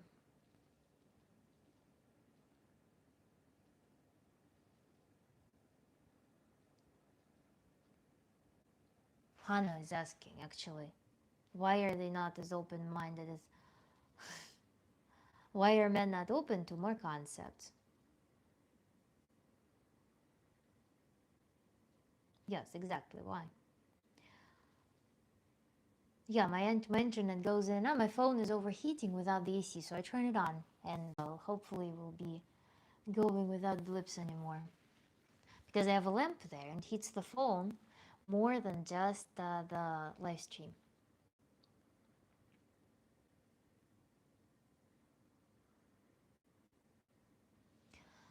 Alexander, there is a thing also.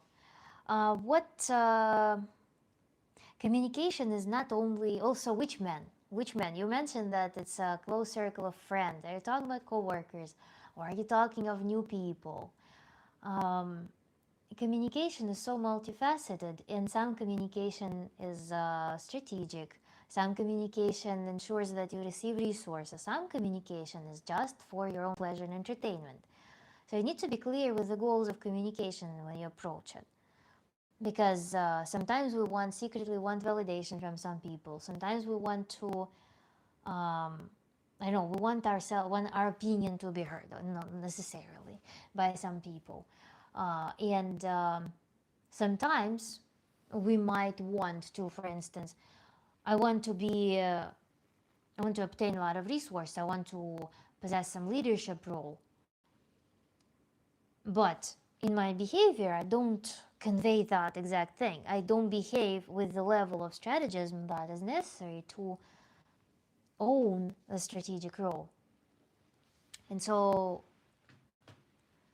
communication is both emotional and your authenticity, as well as your strategic thinking, which also should rely on your authenticity, because your authenticity is also when you're clear with your goals, and when you're aware of your resources, and when you can behave from within your interest, from within your desire. So even strategic behavior doesn't negate authenticity. Authenticity does not equate to impulse. Authenticity does not equate to emotional laxity. Authenticity does not equate to just being as disruptive as you wish to be in the moment. Authenticity does not negate the presence, the existence of structure, rationality, and clarity. Authenticity and clarity, rather, are more synonymous than just letting yourself loose. There could be a moment, of course, when you're just beginning to work on your new way of living, when you are only embracing some new behaviors. There could be a desire to just let it loose, but create a controllable domain, controllable environment in which you can exercise that, in which you can test the boundaries. Just like kids do, they test the boundaries. Yes, I can scream. I cannot get what I desire by screaming. I can ask nicely and I'm going to get it because I'm entering the cooperative relationship with people. But yes, there is a moment I noticed that when people go into the spiritual makeover work, they embrace their impulses without discernment. Start embracing them in a safe domain. So it all doesn't negate a well-rounded approach to life.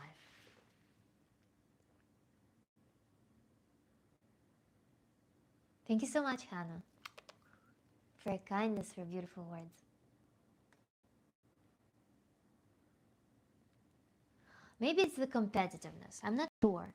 Men have issues these days. It's lonely. It's my male friends. It just seems when you operate in a certain level, it's a tad lonely. Is it lonely for you, with your skills and intellect? I wouldn't say that it's lonely. I'm not giving up on search.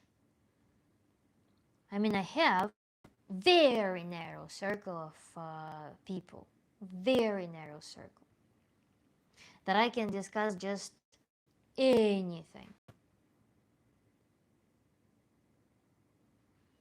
Overall, though, I am fully aware that communication perhaps will not be satisfying all of my ego needs. And sometimes when I go to communication, I revisit what is my intent there. Am I just going to enjoy my time? Am I just going to enjoy some emotion with someone? Do I need do I need some Socrates to be by my side for me to enjoy a walk through the park? Do I need a person to hold some, I don't know, MIT physics PhD degree for me to enjoy their presence? No. But am I going to. One second.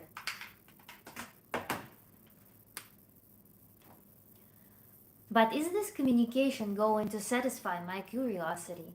Is this communication going to give me some new emotions? Is this communication allow me to exchange something pleasant or no something at least with another person? Probably yes. So the clarity with yourself, what are you pursuing from this communication? People are not just any Bob Jones from the street is not meant to fulfill all of your emotional needs, all of your intellectual aspirations. Is not supposed to have the career that you would aspire to have, or be your muse, or be your friend, like trusted friend who will get your back. What you are bringing into the communication, are you bringing something of value into this communication? And what are you trying to get out of this person in response? Clarity. Let's not dismiss that. Clarity and authenticity there. And it's normal with growing up, moving in life. People choose different pathways. People have different timelines. It's normal to have just some one, maybe two people who align with you very, very well. Very, very well. It is rare that you will gather the whole stadium who will, it's impossible to find a whole stadium of people who will fulfill your need to be seen for who you really are.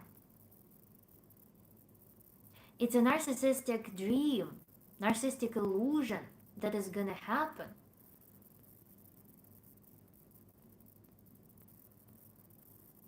Just as much you try to see in people something that they don't have, other people are trying to see what you don't have in you.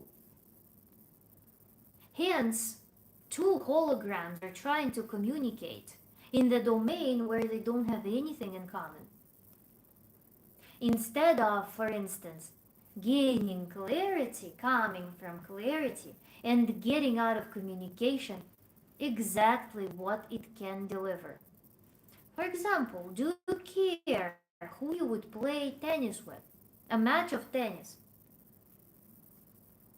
If it is a very fun person who is very active with very high competitive spirit, jokes around, and you go and play tennis with them, you will both love the experience.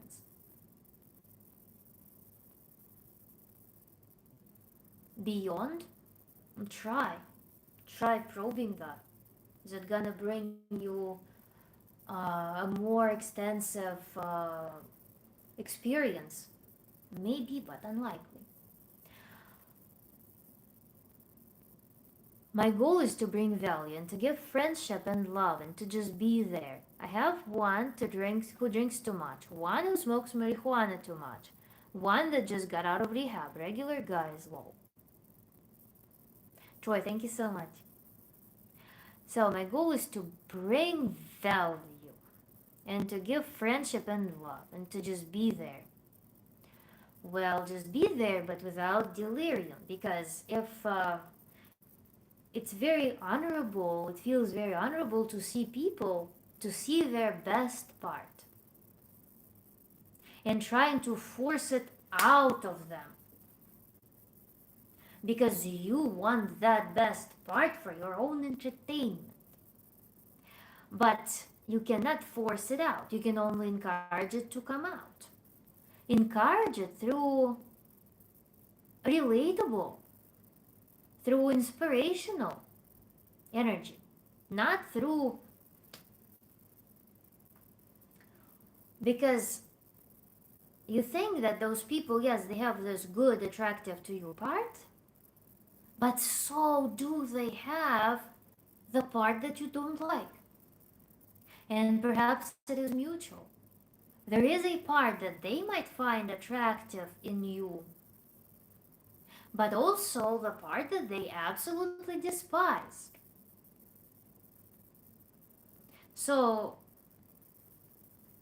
this inability to take a person as a complex in respecting the boundary that exists in your communication, because, for instance, you're not willing to enter the domain where they drink. The moment they begin drinking, you're out. The moment this guy starts smoking marijuana, you're like, okay, I'm out.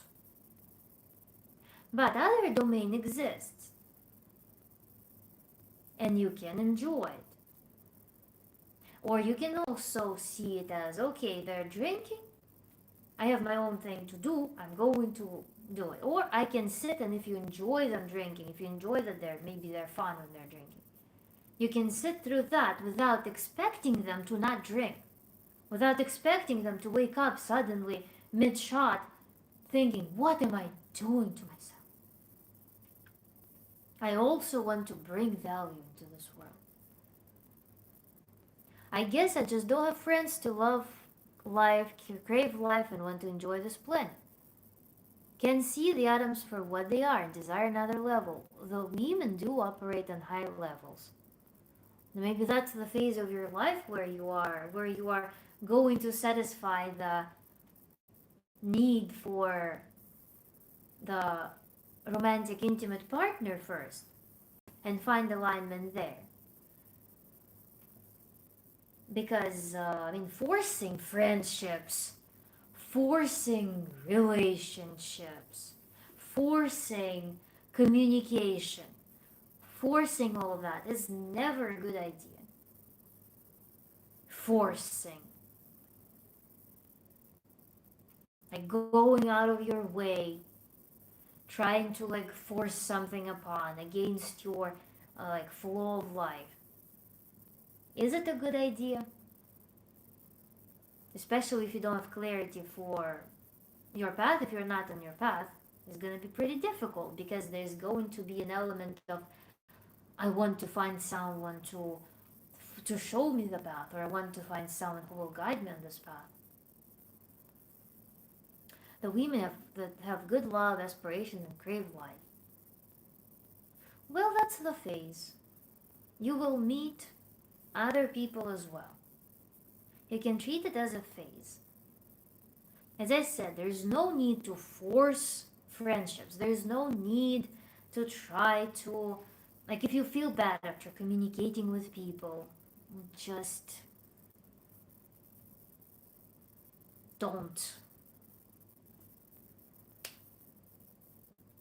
If it feels bad, it feels inherently bad to be in their presence. If you feel drained after communicating with them, there's no need to do that. Embrace what works out right now in your life. Take the lead in what already works out. Maximize the fulfillment in those areas. Maximize the yield, maximize the system building. And then read it as a phase. Don't give up. As I said, don't force, but don't give up. Don't give up on the idea that you may have a friend. Because it's easy also to become a loner, to become like upset at the world, and then say, okay, I'm a lone wolf. Nah, I'm giving up on this. Don't need to. No need to have any excess potential trying to keep the spring squeezed on anything. Ease it out, let it be. You can give yourself a declaration. I want a sincere friend Feel that friend, imagine that friend, how you would feel having that friendship. Swallow that thing and move on. Move on to other things, because in life you probably have a lot of things that you can control right now. A lot of things in which you can achieve good results. A lot of things that will give you a lot of fulfillment. A lot of things that will be bringing fulfillment in your daily life without forcing anything. And then keep an eye for people. See if some people align with you. And then sense of loneliness, sense of lack, I understand that, but do your best to minimize it. Do your best to reduce it from the state of desperate craving to something that you would be very happy to welcome. You know how we can be like, might some people want relationships so badly, they're like, oh my god, I need relationship, I need a partner, I need love life urgently, urgently. Or there are people who are like, having a partner would be so beautiful right now. Such a wonderful life. I really want to share it with someone. Someone good, someone who can appreciate as well. Two different approaches. So, recommendations here would be to see people for who they are fully, without trying to uh, break them or polarize them into some good and bad part. And communicate, find a comfortable domain where you can communicate. And then focus your attention onto the areas of life in which things work out, in which you see the potential, in which you see no things just flow. Abundantly flowing resources, opportunities. Embrace those, let it be the phase. Declare for yourself what you would want, feel it. Declare it with full awareness, with full embodiment. How you would want to welcome a new friend into your life. I actually did that. Met a group of dudes I like. Bought them all dinner, drinks, and threw a party. I think I came off too strong.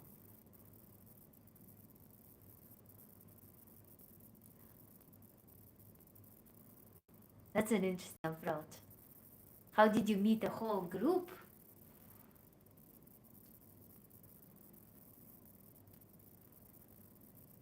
Group of dudes. How do you meet a whole?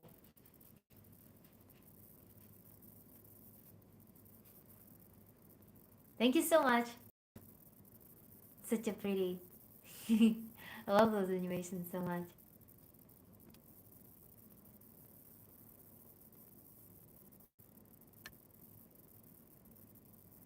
It was an aircraft hangar.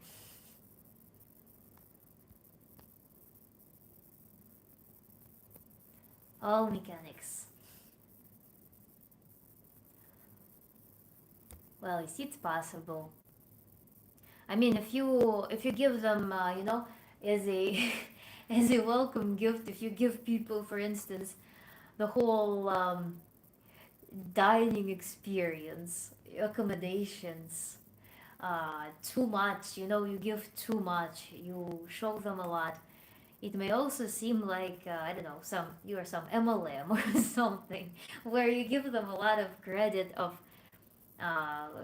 before you got to build some intimacy. So it could be like, you're about to sell them something or whatnot. People sometimes they treat that if something is too accessible, then you're the product. There is this marketing saying.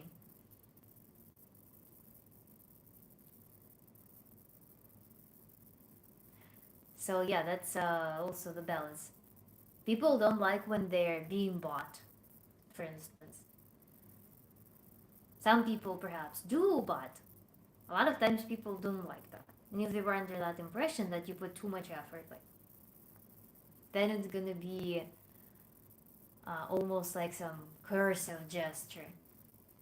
Feels like so much comes down to being genuine in your interactions with others, being yourself, and being interested in the give and take nature of communication. This is the way. Yeah, sure I can. It probably came off that way. Like maybe I was trying to show off, but I wasn't. I just share everything. Understandable. Understandable. It's You know, I will tell you one thing. Thank you so much for gifts. That I'll tell you one thing, Alexander. I don't know what your uh, origins are, but I worked a lot with people from China. For people from China, for instance, it was always, in my experience, was always this cultural difference that they want to pay for you. They want to show their wealth, and as if you pay for them, you point at their inability to pay for their dinner, to pay for their accommodations or stuff like that. So for them, the person who pays demonstrates that they're all right, that they're doing good. And sometimes people they can't accept a lot. In fact, reception, being able to receive a lot, being able to conduct a lot, being able to feel a lot, is not quite developed, or it might not be a part of cultural code, or it might not be the part of some social normalcy. New beginning, hello! Nastya, I got my lab results back from the food enzyme doctor. I found out that I can digest proteins, carbs, and fats. So now I'm on digestive enzymes to support my digestion. Food enzymes doctor. What about your ferritin? I'm curious. And also, what your updates are for your diet makeover. The metaphysics must result in doubt and truth even for cultural relativity.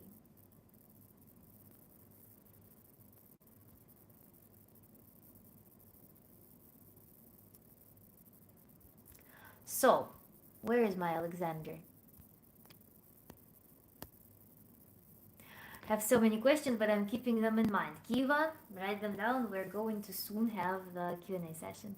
Achieving metaphysics through language, that's why. What are you vowing?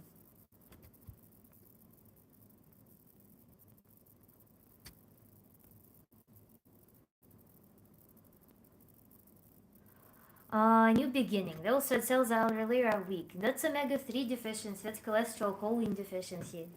Cell membranes are made up of that. So I need to do something with that. Yeah, I think I got overexcited. We clicked really well. Loved the same stuff. Movies, aircraft, music, somewhere, ex-military. I think I just jumped the gun. Another thing, Alexander, if you think that, for instance, you see, you got really excited. You're saying that you received a lot of excitement from them. Assumption was that you don't give enough as is. You want to give more. Was there, let's say hypothesis, tell me yes or no. Was there an element that you felt like you were not giving back equivalent excitement to them? That they were giving to you? That you needed to dump more resources into your communication?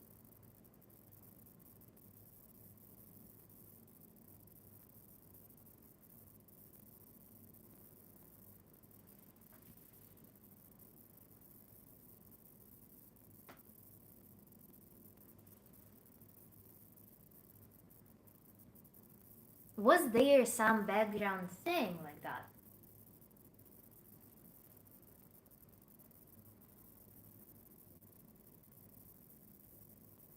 And would it be as if it's like, it's this transaction, if communication is based, for instance, on the assumption that I give to you, you give to me, then we satisfied each other. The exchange was equal. I feel like I have surplus of resources and I feel like I don't give them enough. So for some reason, I'm taking this surplus of resource and I'm giving it to them instead of giving it somewhere else. So yeah, I feel like they were cooler than me. Once got awesome stories. Was a blue angel. I was just really wanted to be friends with that sort of person. Has amazing stories. Well, um, I think we need to think more of strategy to be friends. What's the recipe for being friends? It's sometimes I'll give you an analogy from personal relationships. Uh, Sometimes women think that, I really want my husband to love me. That's why I am going to cook, clean, wash, do laundry, and what else do women do sometimes in marriages? I don't know. What do women do? I get that. So she kills herself with all those chores to buy love. And then the result is nowhere to be found. Moreover, if we look at, for instance, communication of or in relationships with a very, very wealthy man. I worked with one person who was in relationship with a very financially successful man. And they kind of had this disparity a little bit in their worldview and their career.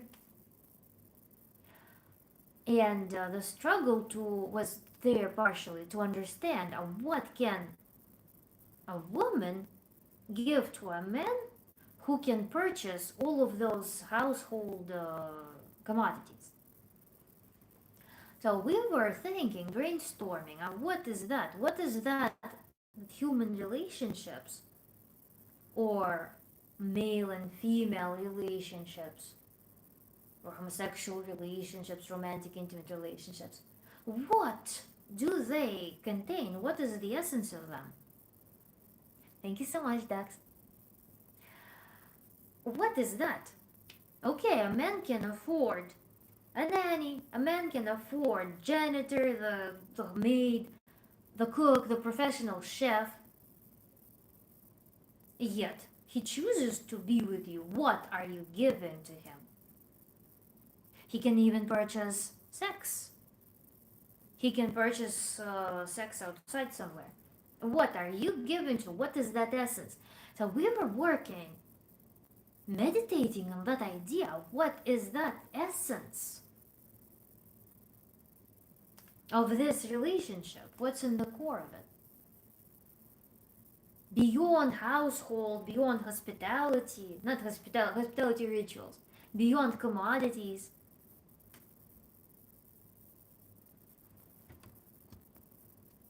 If you have to do something special in order to be friends with someone, they're not really your friend. Friendship is about the synergy that results from a whole laundry list of factors. Exactly, yeah. Maybe just clues as to commoditization. Involvement in something bigger than yourself.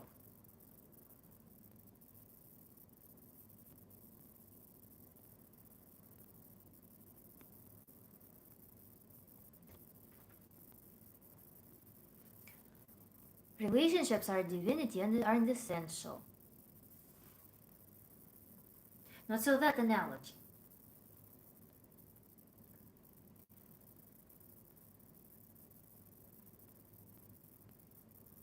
Oftentimes relationships are I see you, you see me. We exist. We exist in the eyes of the other. That's one value of just relationship. And it's an incredible thing that particularly in Tantra we also learn as a skill. To be able to create such a state in which you can see other. You can see the other. Not a narrow projection of your idea of what this other is. Not your agitated state of what this person is. Not see this person as commodity or inconvenience in your life. Seeing them and they see you. And through that, you somehow resonate the pleasure, the fulfillment of existence, of sharing the experience of life, validating the experience of life. When you are not a function, and you are not a function. you see each other as human experiences wholly.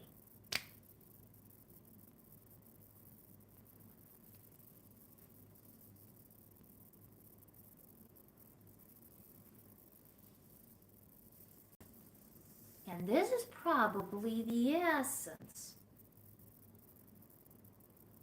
of relationship, be it friendship or romantic encounter.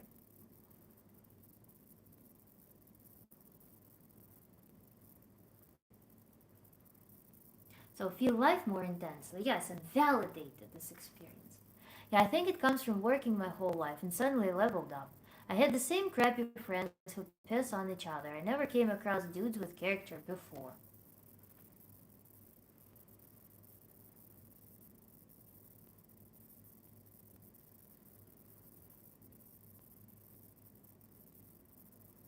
Suddenly leveled up. I didn't know what to do really.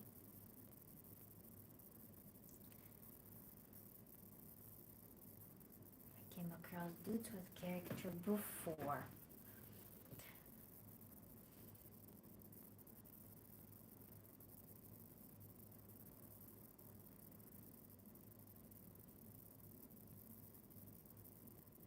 Well, I would like to question the whole rhetoric here, Alexander. Because suddenly leveled up as if there was before some like piece of shit. And then piece of shit suddenly transformed um, into a majestic fruit. And this majestic fruit now looks at something that was a fertilizer for it to become majestic fruit. And thinks of it as, fool, you're a piece of shit. But this shit was as you worded, this shit was the fertilizer for the majestic fruit.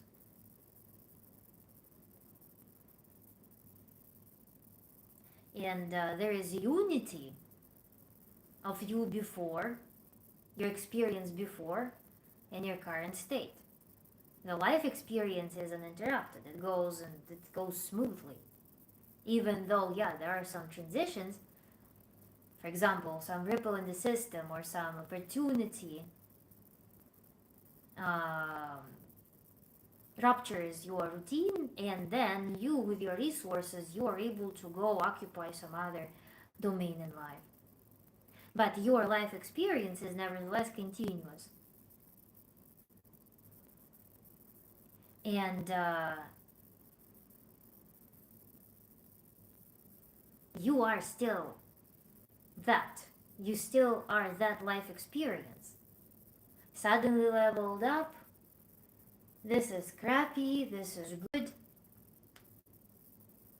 I would work on smoothing out this hierarchy, just flattening it and not regarding it as if they, because look at what happens. If you feel like there is vertical hierarchy, then me talking to them puts me down where I don't want to be. Which means that I'm not fully owning this state. And not surprising, because I regard it as I ripped away from myself. I ripped away from myself from this piece of shit. Now I'm majestic fruit. I am up there. And I can collapse back. What if I'm majestic fruit that grew from this piece of shit? It's a continuum. I cannot collapse anywhere. I feel it as a continuum. So if I look at piece of shit, nothing can drag me back down. It's a continuous transformative work that I've gone through, and it is all my life experience. I'm as much that piece of shit as much as I am the fruit. And when I talk to who I consider crappy friends, they don't make me less of a fruit. That strength. Can we find that strength? Can we find that groundness here? This is one thing, even if you don't talk to them, such that their existence is in no conflict with you being a majestic fruit. Maybe they are majestic fruit in making, you don't know. But there is always a continuum. There is not like, hop, magically went up somewhere and now holding on. It's all continuous path. And there are no people who are, let's say, fully and wholly majestic fruits. Every majestic fruit came from somewhere. And if you don't integrate your own previous point, people who are right now, in your opinion, majestic fruits, will be looking at you and seeing that he's not majestic fruit. He does not have that foundation. He doesn't see me holy. People who are majestic fruits will be receiving from you that you don't accept them because they themselves were at some point, they have a part that is not majestic fruit. They have a part that is piece of shit that they grow from, that is in unity. And you, ironically, will look at people who you see as majestic fruits, specifically the ones you will be having most respect for, people who integrated their piece of manure that they grew from. Because this is where the groundness, that what we perceive as having very broad giving soul, is born. This is where this people call it humbleness. So let's let it be humbleness. This humbleness and confidence, steadiness comes from when you are not afraid of this piece of shit. Your friends, who you consider scrappy friends, might be teaching you this lesson. Integrate them, and then it will put you on the same level as who you consider to be majestic glowing fruits, the cool guys. Because the truly cool guys, who you truly consider to be cool, they have wholeness. That's what generates this allure. That's when you see the person, you can look at the person who is fully integrated. They can wear the simplest clothes, they can be in the simplest environment, but they have charisma, they have this feel. Some, I don't know, it's not unbreakable, but it's very, very like wholesome feel. That's why some people, there is a fashion craze for old money, for instance. Very simple clothes, very simple styles, and people put them on, and it doesn't look old money. Why?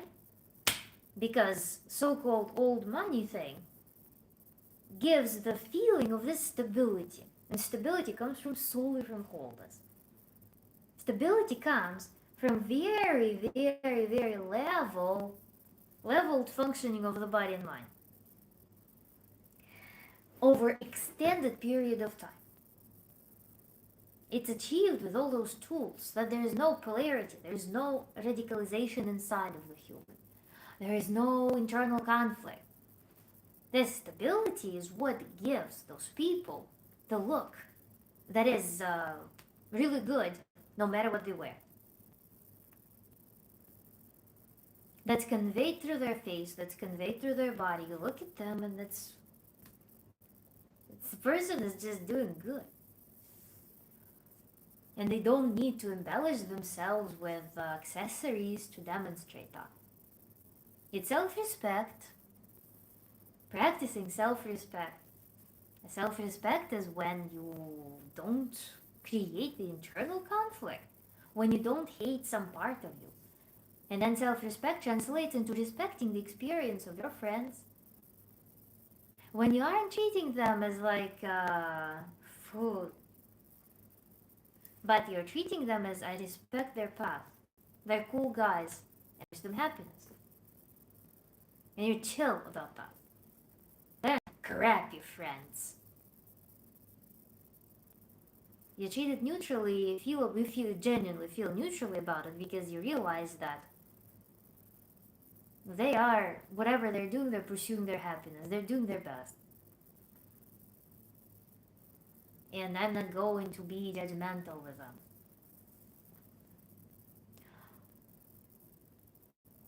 Exactly right. The pilot, the guy I got along with, former Blue Angel, he wears Crocs and a hat with pins in it. Hugs everybody. Hugs to you too. Thank you so much, Hannah. Beware the charismatic. Charisma itself is not nefarious, but it can effectively mask the nefarious. Proceed with caution at all times and in all places. Assume nothing is a matter of course. Nothing is a matter of course. Yes, Shuriken, that's true. That's charisma can go with depression, and we will read that. Charisma may go with little cues that we also can read, hopefully. So yeah, it's, I mean, of course, charisma itself, again, it indicates the personal, well, certain personal wholeness. It does not, however, correlate with morals, for sure. 95 SR. Um, Email me on info form of life and I'll give you the details you want. Email is in the description actually of my channel.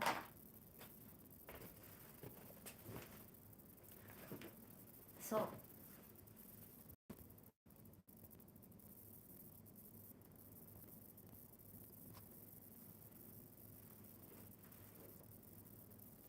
it's about not taking life too serious. What is?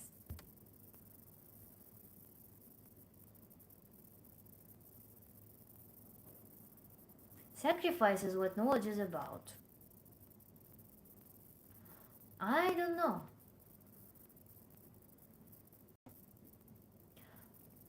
I'm not really into the topic of sacrifice in general. I don't think that sacrifice is a good word to use as a recipe for anything. Devotion, maybe. Devotion is expansive. Sacrifice implies some limited, unfavorable, destructive trait that can be avoided. I prefer devotion because devotion is cleaner. It's a much cleaner burning fuel.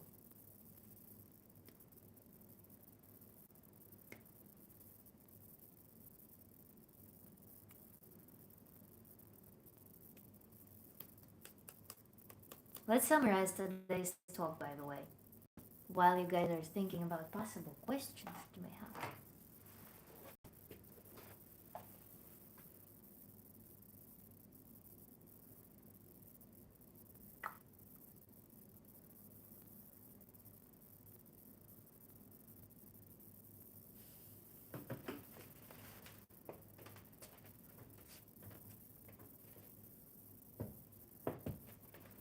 Not sure if it's review time or questions. Let's do both. Let's do questions. Let's hear questions. Let's do questions. It's just people got silent, so I was like, okay, let me take the stage.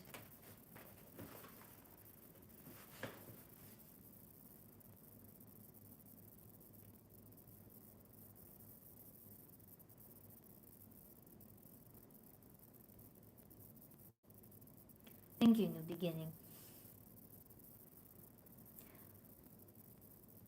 Any questions, guys? Yes, Kilo. Are there any questions? Kilo, you prepared a bunch. Let's go through your favorite, through your priority list. What's a question?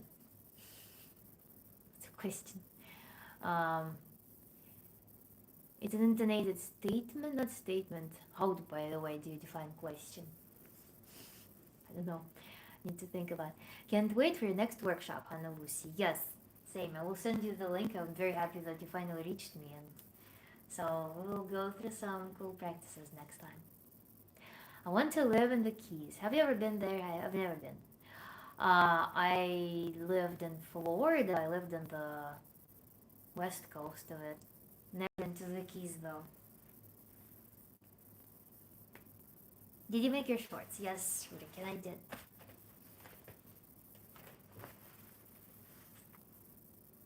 Being alongside success but not wanting it as if it was socially defined. I'll hold on to my overload of questions. I think I need to get in the habit of answering them. No, let's do one. I know last time you were full, but I'm ready to be booked beforehand this time. Yes.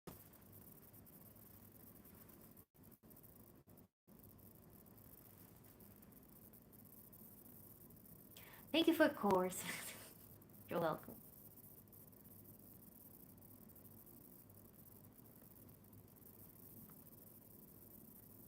Thank you so much, Shuriken.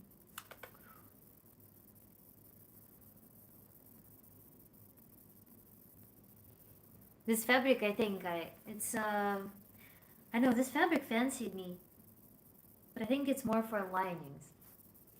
It's, it was some like, either dead stock from Balenciaga or something, and it was surely for lining. And then after I got it, I was like, it would be so amazing to actually have a coat lined with it. Thank you, Ghost Cider.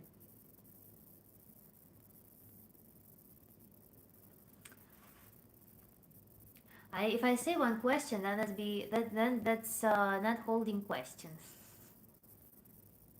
All or nothing.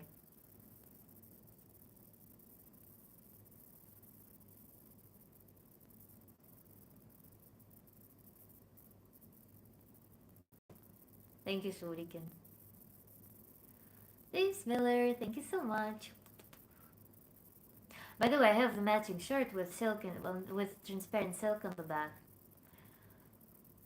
But I don't know. I have a conflict with shirts with collared shirts now. So I don't wear it so as much. I don't like the sound of my voice. Do I get a new voice? Well, there is a flexibility in voice and vocal expression. So if you don't like your voice, part of it is your emotional state. Part of it is your blockages. Part of it is your physiology, your overall health. It's your posture. There are so many things that affect your voice before you start thinking about vocalization itself, that it would be worth seeing like what in your body could be altering it, because you can speak like this, you can speak like this, you can speak like this. There will be different placement of voice depending on the position of your head relatively to your chest, the way your neck bends, then the way you breathe, the way you're, if you are nasally, and so on. And also, if you have significant wear and tear on your muscles, if you have significant wear and tear on your connective tissues, then, well, vocal cords are very thin membranes that will be affected by that stuff. I would start with the body. I would start with balancing your entire self first, and then look at what happens to your voice. Because freeing your body, glowing your body up, will inevitably lead to some changes to your voice. Oftentimes, when we don't like something about our appearance, our voice, or figure, oftentimes it's a symptom that we are not living our life fully. We are not fully authentic with ourselves. We're not authentic with our choices. Yeah, I'm from Estonia. Hannah, thank you. Yes, let's do it. Alexander. Some say an elite group of people control the world. I heard a concept recently that we all control every aspect of the good and bad around us, as if we manifest the future according to the systems around us. And our hands are on the levers of the future collectively. And can we book our space for the next workshop? Hannah, don't worry. As long as you are in my inbox, as long as you voiced your desire to be in the workshop, you will receive the link. So just see if you received my reply to your email. I hope you did. Then you will receive the invitation. So check if you haven't received my reply to you. See your spam? Likely it's in spam then. and then make it not spam, and then we're going to see each other.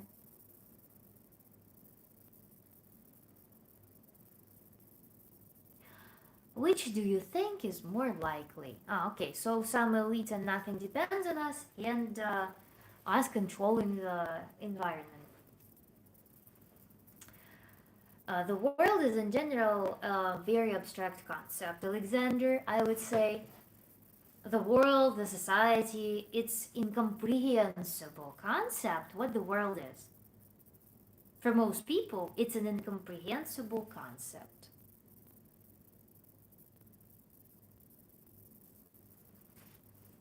So what is the world? The world. The world cannot be operated, the entire world, with all the birds, with all the creatures, with all of the societies, communities, with every individual experience. It physically cannot be controlled by one entity because there's spontaneity. The system is too big, the system is too spontaneous, or has too much room for spontaneity for it to be ultimately controlled by one centralized power.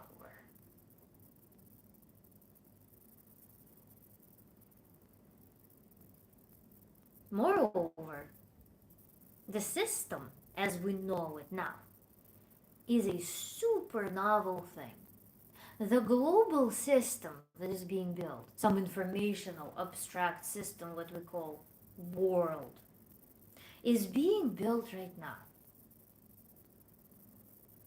It is an incredibly unstable thing that is based on the assumptions generated by creating a system over the past few centuries.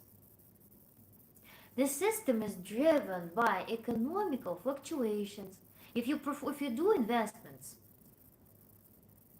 you see how much change happens from some events. Unless, of course, yes, if you are a super insider, maybe you would be able to have a good handle on those things. But still, there is an interplay of some spontaneity, of some statistical events, statistically probable events, or some spontaneous events, semi-spontaneous events, and control. But there is never going to be a system that is fully ridden by control, centralized control. There is never, there is no crystal without defects. A crystal without defects is thermodynamically impossible. You cannot create a fully controlled system. Moreover, the current system is largely operated. You can, the new technocratic, for example, you turn off electricity like this everywhere in the world. Or you turn off the internet, the World Web. The system will be shattered. The system will cease to exist, some huge domain of it. So what? Yet at the same time, humans are biorobots, yes. People who are in power, they are very well versed in human psychology. They're very well versed in how human mind can be conditioned, how human body can be conditioned. Of course, they are implementing these tools to increase the likelihood of the events that they want when they write history as the business plan. At the same time, it's a super tiny layer of abstraction that governs everything. It's an abstraction that governs everything. If people go touch the grass, they will see what is real world. Whatever exists in the mind only, not in detachment from the body, is a layer of abstraction. It's an incredibly unstable thing. So I cannot say that it's either or, that one of the theories is ultimately right. Yet at the same time, given that a lot of the minds of people and bodies of people are conditioned for certain outcome, yes, there is a vast mass of people who are contributing to that flow of events. But the fact that, for instance, you think differently than certain programming um, pre-designed proves that there are several possibilities. Whether the existence of yours with your mind is also part of the design, we don't know for sure. Maybe what you think is also part of design. Maybe it also was pre-calculated. Or at the very least, it can be easily swallowed and contained by the system to sustain its stability.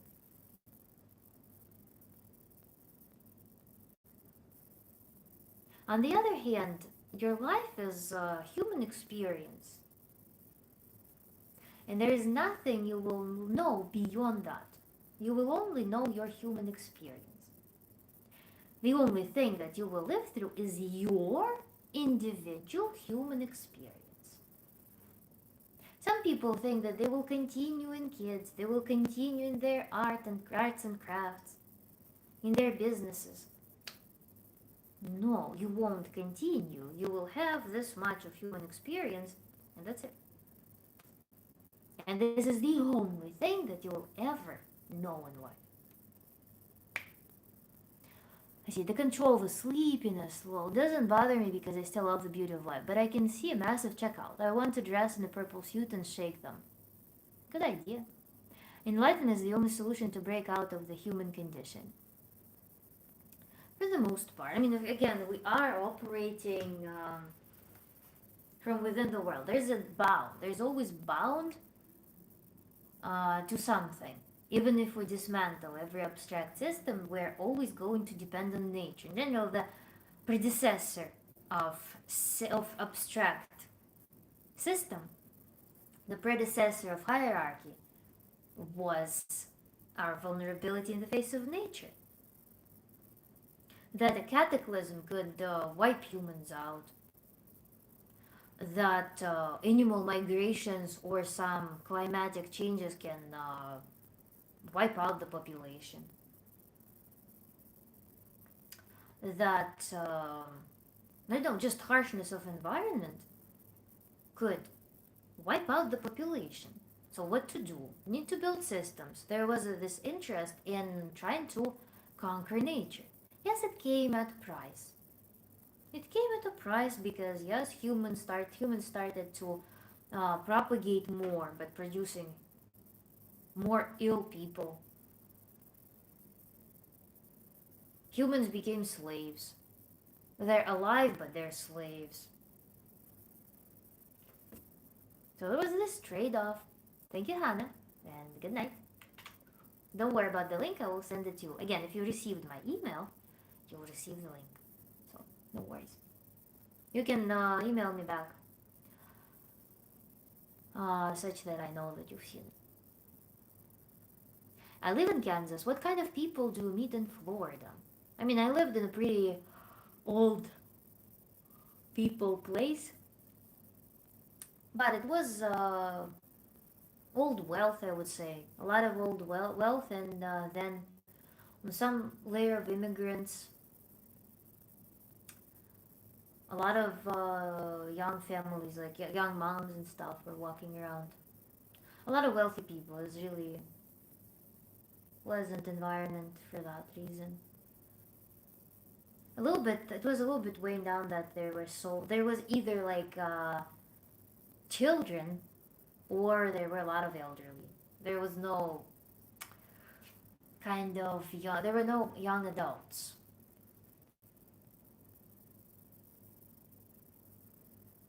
As much, at least.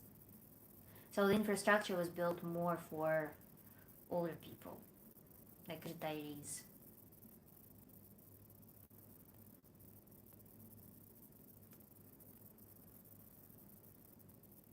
Actually, yeah, during even grocery shopping, I would hardly meet people who were young.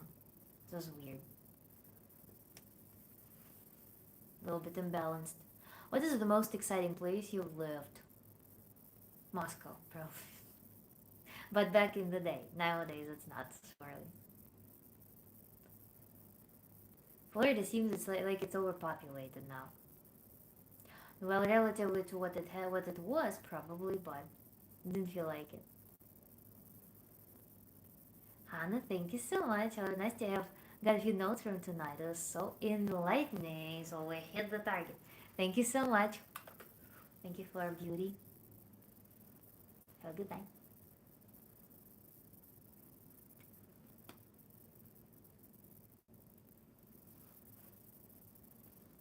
Mm. Whew. Okay, one question. Yes, but I won't count this toward whole.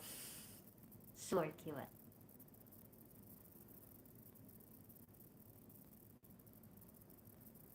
Nice to here's one. If it's not too personal, what are your closest friends like? What kind of people are they? Closest friends like. Oh, closest friends. It's funny that you say plural form.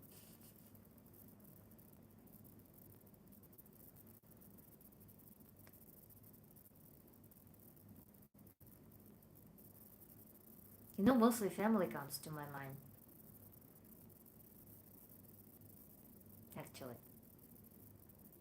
I parted ways a couple of years. I parted ways, and it was a big gift, actually. I think mutually it was a big gift. Parted ways with one friend. And since then, I didn't entertain any further friendships. But surely there is my man, who's my biggest friend, my biggest connection. But in terms of friendships, that was the friendship that kind of was very emotionally reflective of mine. It was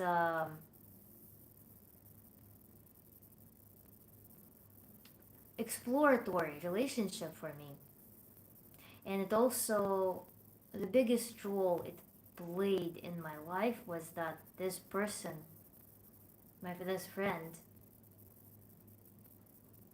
helped me to re-access my emotions again after a huge crisis that I had after the 2020. I told this story multiple times that I was in the state where I stopped allowing emotions, I stopped allowing experiences, and it was kind of held by the hand by this friend with this friend. He was by my side when I was able to listen to the song from the past and reintroduce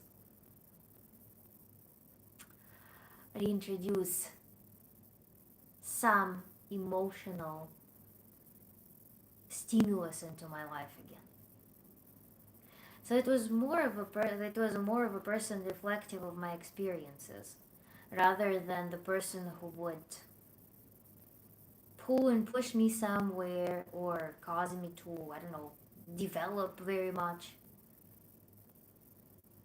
It was an emotional mirror who was also experiencing life at the same time, at the same level. And then our communication abrupted very like, and never talked again. And since then, I think both of us, we both made very strong discoveries, very strong change in our lives for better. So Moscow seems refreshing. Is that when development was taking off? Just like the, no, it was actually it was a glorious time back then. It was still freedom kind of, and it was also my student years, I lived in the dorm when I had a bunch of friends with a lot of freedom, when everything was really cool. And when I had also my prep for going to the States, ambitions, a lot of people, a lot of cultural life, a lot of night walks. So it's very beautiful. Yeah, on friendships, yeah, there's rather similarities that I was seeking, and also yeah, some emotional connection.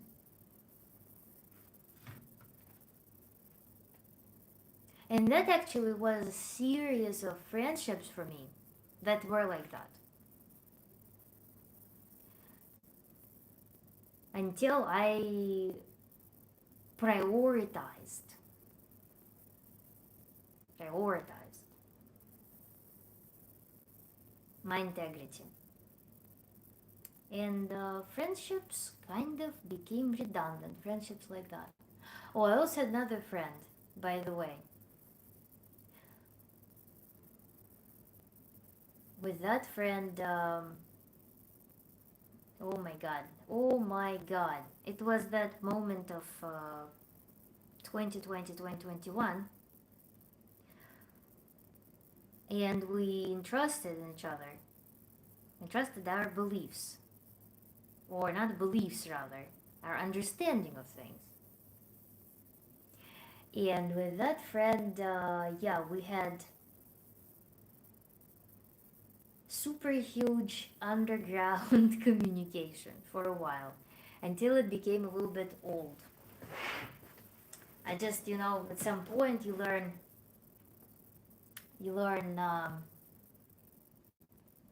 enough, and you feel like relationships they just won't move on anywhere, because eventually certain talk.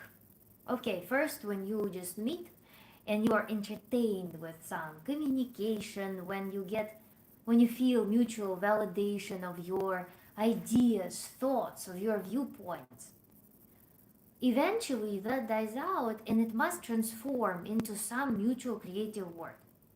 For instance, if you start some, I don't know, campaign, or you need to do something. I feel like you need to do something with people. You cannot just talk. You need to kind of share some livelihood with each other.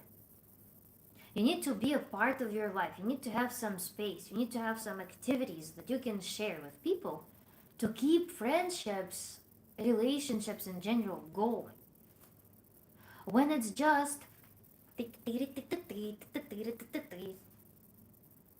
exchanging thoughts, it just degenerates. It's inevitable, I think. So for several years, it's many months you can entertain that.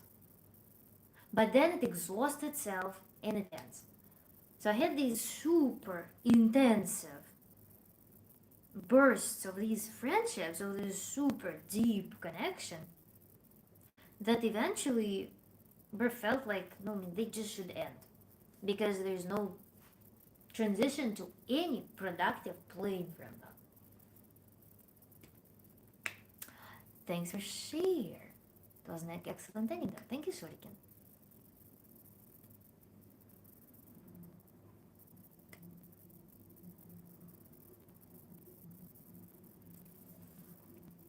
So now with friendships, am I seeking them? I don't know. I'm not. I don't feel like I have resources to accommodate friendships that I used to have. I don't have that. But I haven't built a framework for friendships of different quality yet. So I'm in between the worlds, kind of.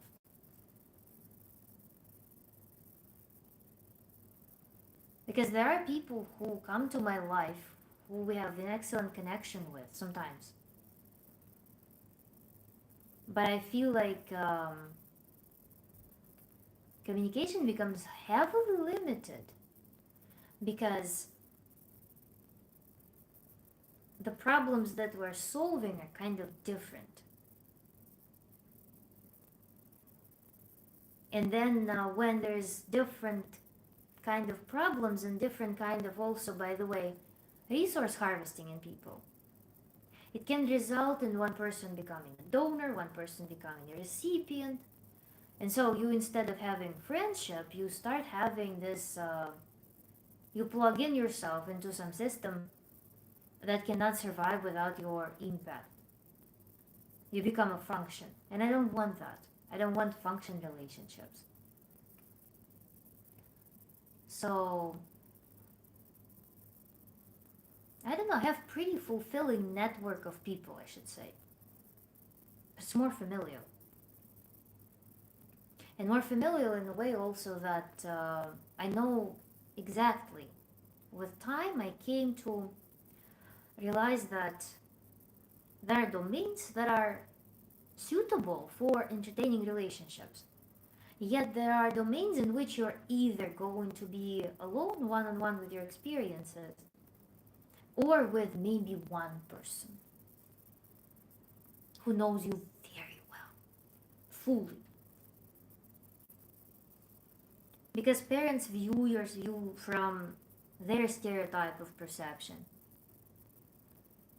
Old friends may view you from their stereotype of perception, or if they need a tool, if they need a resource, they're going to use you as a function as well.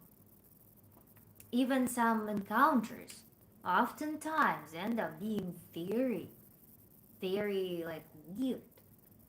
And I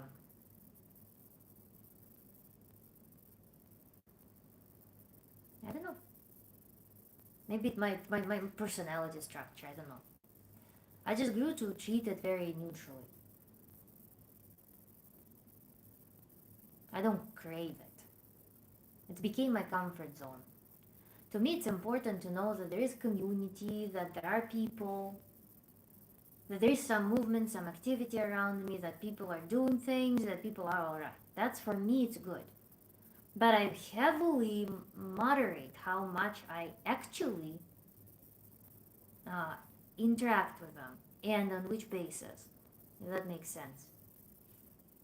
So it's pleasant. I feel like energetically, like I feel, and I'm in my thoughts, I always feel and think good, and I feel like just it's in my comfort. It's some, I don't know. It's pleasant to witness life happening. So that's what I feel about them. And they are kind of in my attention circle. Like my head, for in my head and my mind, they exist. Because I cannot embrace like millions of people for sure. I can embrace actively only so many people, only so many systems. So they exist for me. And I keep them in my understanding perception of life. But I will be very careful with how and to what extent I allow them into my life.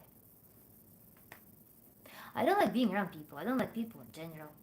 Sure, it's super cool to be transparent about that.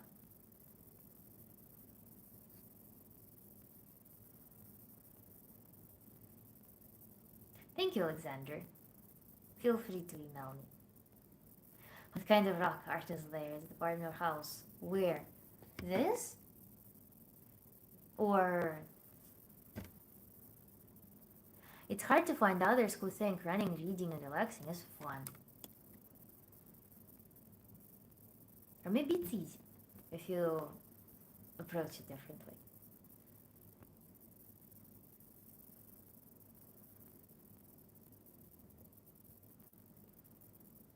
You strike me as a very professional person, and what is that? And that is what you use most of your bandwidth for. So you're saying, if not for communication, what I use my bandwidth for? I use my bandwidth for,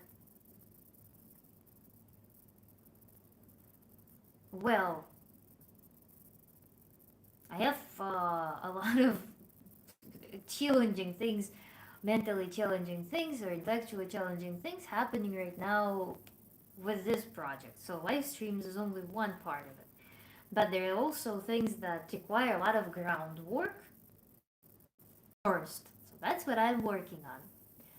Then I really like high quality, delicious food. I really like my sewing projects. I really love spending time with my loved ones. And I really love just experiencing life. I really love just enjoying the artistry of life as well. Let's not forget this important component of life. So that's what occupies it. What's your profession? Cookies, dogs. My profession is Tantra coach, Tantra therapist. Thanks so much, Wayne, for your gift. It's an apartment.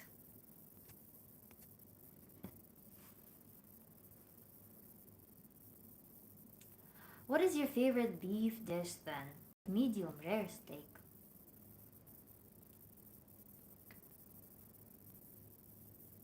I don't like overcooked meat at all.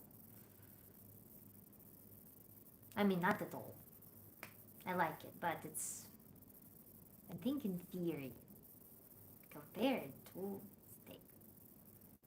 Salt and pepper, there is salt, pepper, butter, oregano, and fresh garlic, sliced specifically vertically.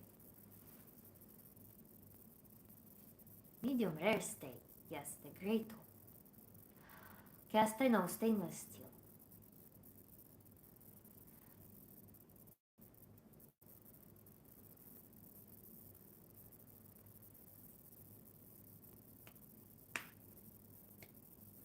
Off topic, but I wonder if a review will happen, maybe a quick one. Yes, let's do it. Since we're already on the topic of meat, in general, it sounds like your priorities, what you enjoy in life, are largely the same as mine. Not sewing, in my case, martial arts and woodworking, but you know what I mean. Yes, Shuriken, I think so. I think, yeah, we have pretty similar arrangement of things in life, I would say, from what I can tell, of course. Yesterday, I listened to a 2-hour lecture on the homomorphism or mononides. It's difficult, yes. Fresh sliced garlic and butter. Nice, yes. Sorry, I think I'm too topic focused.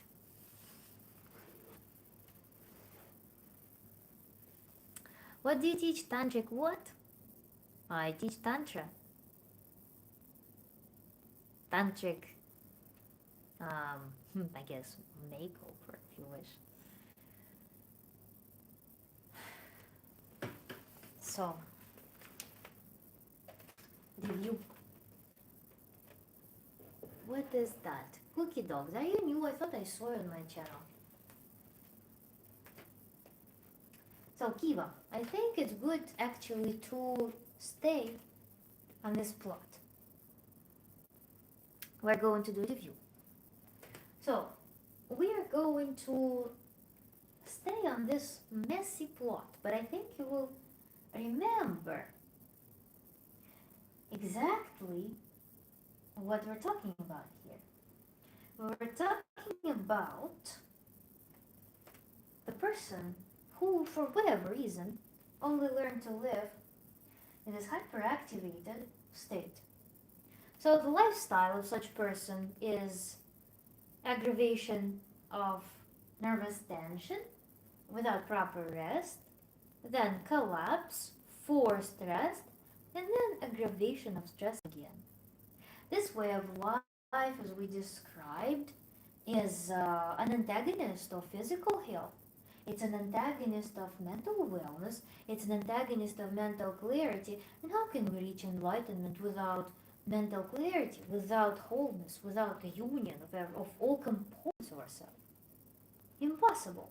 We just have a bunch of noise, muffle, deficit in our system.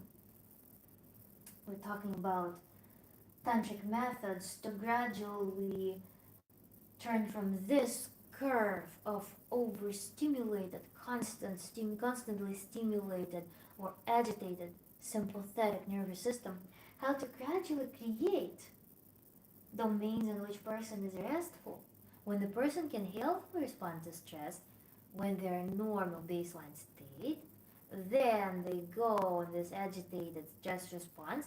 They respond to stress adequately and they're capable of bouncing right back to their healthy, balanced state. So we learned that through conditioning practices, we gradually create the domains in which a person can experience these states. Or also through breathing techniques, for instance, we are going to show a person the way out of the peak stress. So we work in Tantric Enlightenment. We, on the one hand, show how to be relaxed. On the other hand, we start increasing the time that we spend in a relaxed, deeply balancing recovery state. And then, when we have resource to do so, we start introducing work with concepts such that we become less susceptible to stresses, such that we become less receptive, less agitated by the stimuli that would before trigger fight or flight response in us. So it's a multifaceted work that goes in sequence. First, conditioning, and second, work with concepts to remove this excessive agitation. So we gradually move from this constant agitation and then crush. We are moving to this mode of operation when we respond to stress and relax, respond and relax, or we're not bothered by certain things anymore because we understand them differently. Talked about that. We're going to go backward now.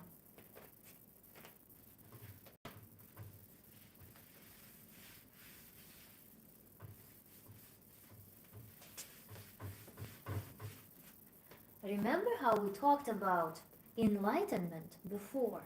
What is Tantric enlightenment and what is a religious enlightenment, for instance? Ascension, some ascetic work that is supposed to make the person find spiritual or soulful enlightenment. Remember this graph. When we, for instance, when some religious school, some religious practices say, suppress your body, it's evil. It takes all of your resources that you otherwise could spend to ascend your spirit or soul, whatever they portray there. These systems may be built. This is only possible. This lack of wholeness, the conflict, the tension between the components of a human, which human is an indivisible concept of body, whatever, mind, soul, however you want to describe it, spirit, whatever. It's one thing. But if we create conflict to achieve this, whether it be through some flagellant behaviors, semen retention, starvation, super deprivation of anything, breeding conflict inside of you, that some function of yours is bad, your sexuality is bad, that your freedom is bad, that you liking to indulge in certain comforts is bad. When we create this conflict, we cannot achieve enlightenment in a tantric way because it's highly unsustainable. Because any conflict only exists when there is an external or internal conflict force. External or internal doesn't matter, it's an authenticity. An authenticity creates this extra tension that is borrowed from the body. It's unsustainable. Hence, we cannot call it an enlightenment because even if you do something from stress, if you do something from trauma, you can do a lot of things. You can build business on trauma. You can build your publicity on trauma. You can build your spiritual life on trauma. You can build your body on trauma. You can do some physical discipline of trauma. It's not going to be sustainable. It's going to be short term. It's going to be destructive afterwards. Because there is a huge imbalance and this huge amount of strain to keep it going. In Tantra, we approach it not through the strain, we approach it through relaxation. We approach it through coming to the balance. We are not approaching it through torture yourself, screw yourself up, bend yourself, force yourself, pressure yourself. We are first and foremost finding the balance.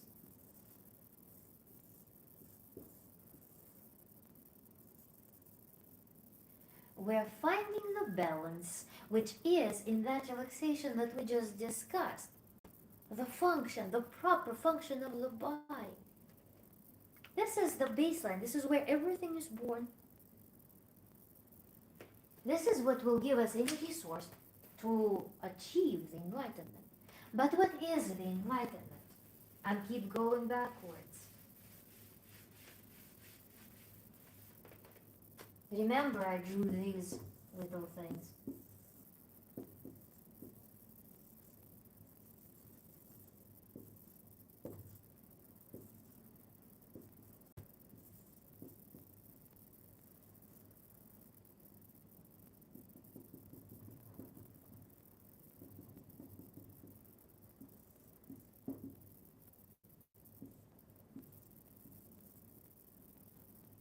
Enlightenment, light, clarity.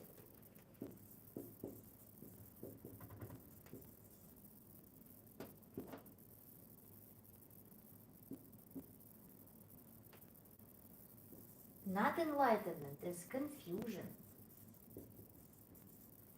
Clarity encompasses a lot of things. It is understanding things for what they are.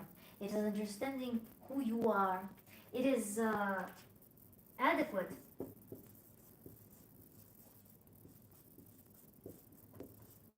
Sensing. When your senses work adequately, when your compilation of information works adequately. This is inherently confusion. It's a confused state. Not an enlightened state is confused. It's conflict, disorder, chaos, etc. This one is adequate sensing, authenticity.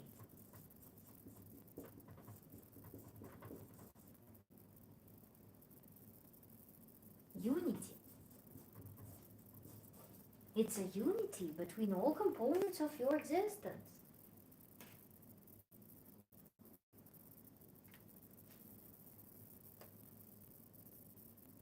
And this is what we're striving for in Tantric enlightenment. This is what we're doing our practices for. Because this state brings what? Ultimately, what it brings? It brings ease. It brings stability, internal stability. It brings life experience, as opposed to just like sprinting through life under some pressure. It is efficient energy conversion.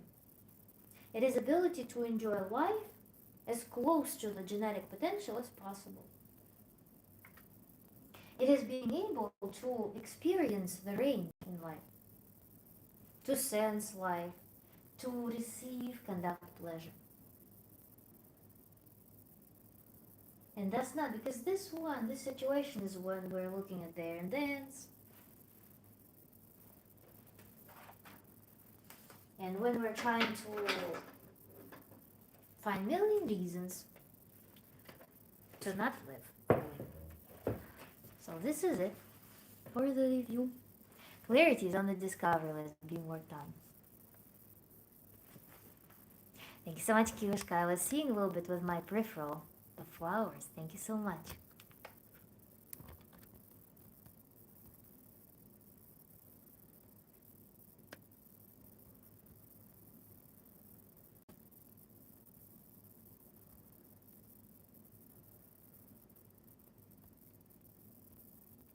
Okay, I have to, have to finish up. I'll contact you once again. Thank you very much for your advice. You're truly one of the most intelligent people. Thank you, Alexander. Question, Kiva, yes. Let's see. Clarity, great tone. Also, select clarity. Yes, enlightenment for enlightenment.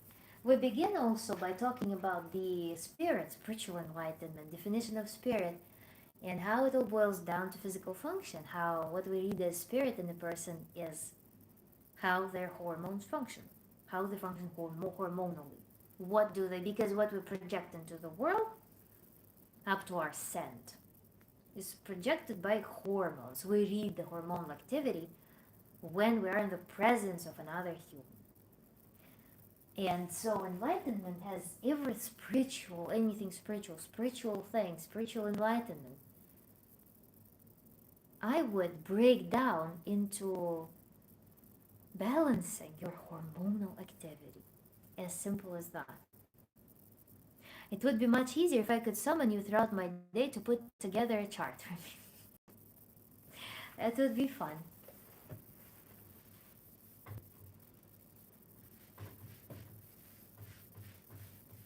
I know that there is a trend now that people digitize their consciousness into AI bots, and they thus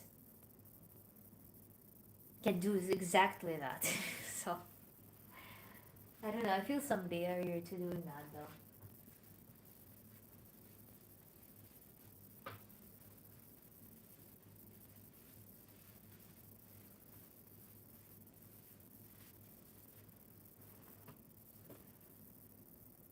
We're clearly not ever going to be enlightened, or shall that. No, we, who are you? Why are you lumping yourself together with someone? We. I love that thing, you know? We. Who are we?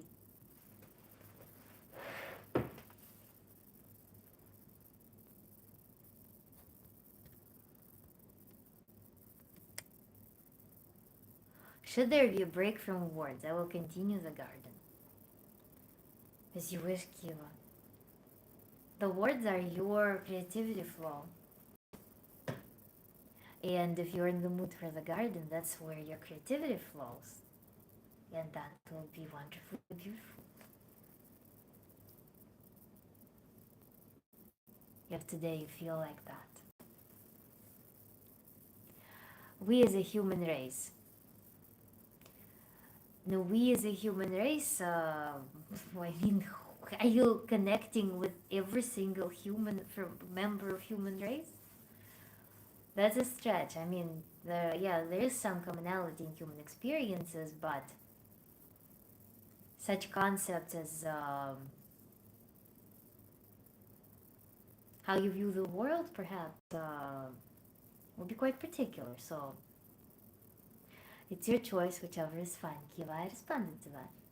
My value is your happiness and your flow. So it's either way very beautiful. Thank you so much. We're all connected now. How many people are you connected with? How many people are actively, actionably connected with? What do you think our spirit looks like? How do you envision it? I don't envision it, I perceive it in humans. I mean, you perceive it as high-spirited, but imagine high-spirited person. You probably will instantly envision a specific character, specific behavior. If you envision a person who has low spirits today, you will instantly envision a specific human being. You will envision a specific charisma. So that's how I envision that.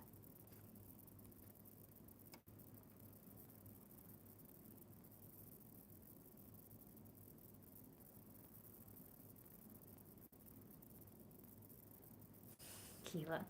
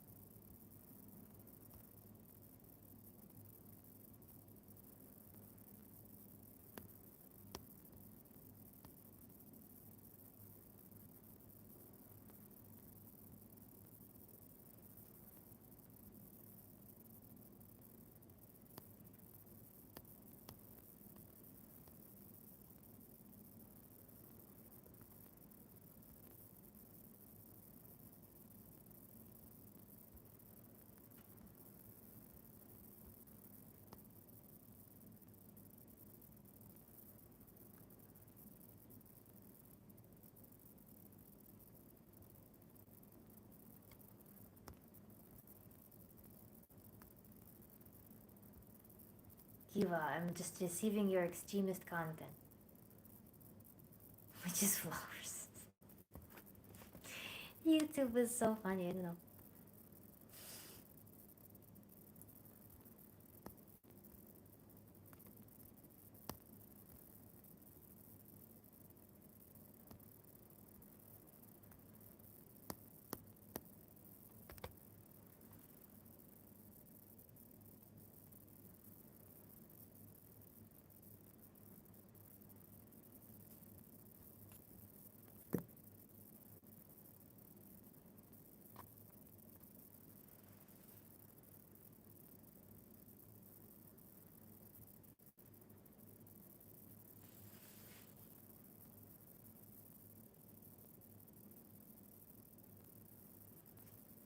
So,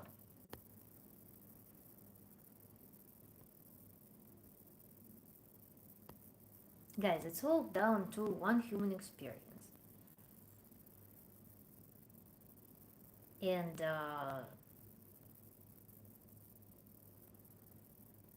you can surrender your control fully over what you design out of it and accept that it will be a certain way designed by someone.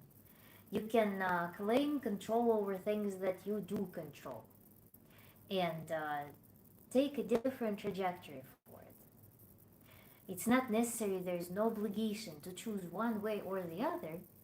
Just need to be always aware that you are making that choice at every moment, whatever it is. Enlightenment, not enlightenment,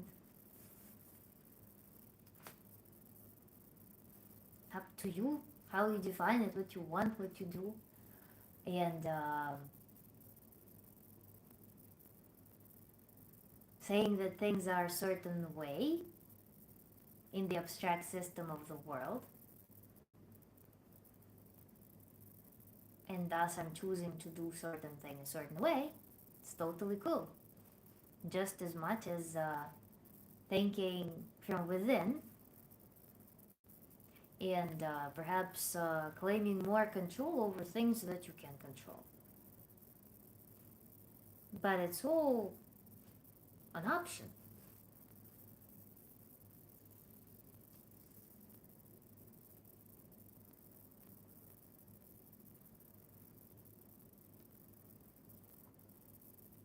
Yeah, it may sound, it may seem very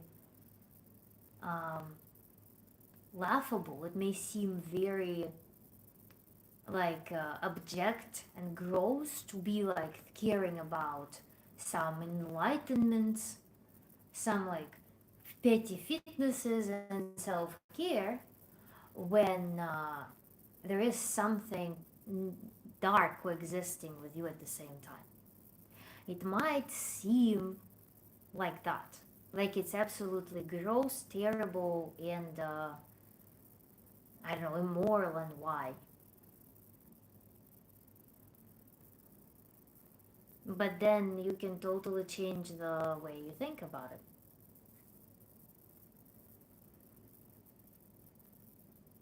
Scrutinize this understanding.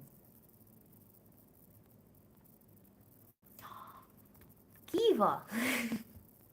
It's highlighted red. Oh my god. Настя, дорогая моя, вы радость для ушей.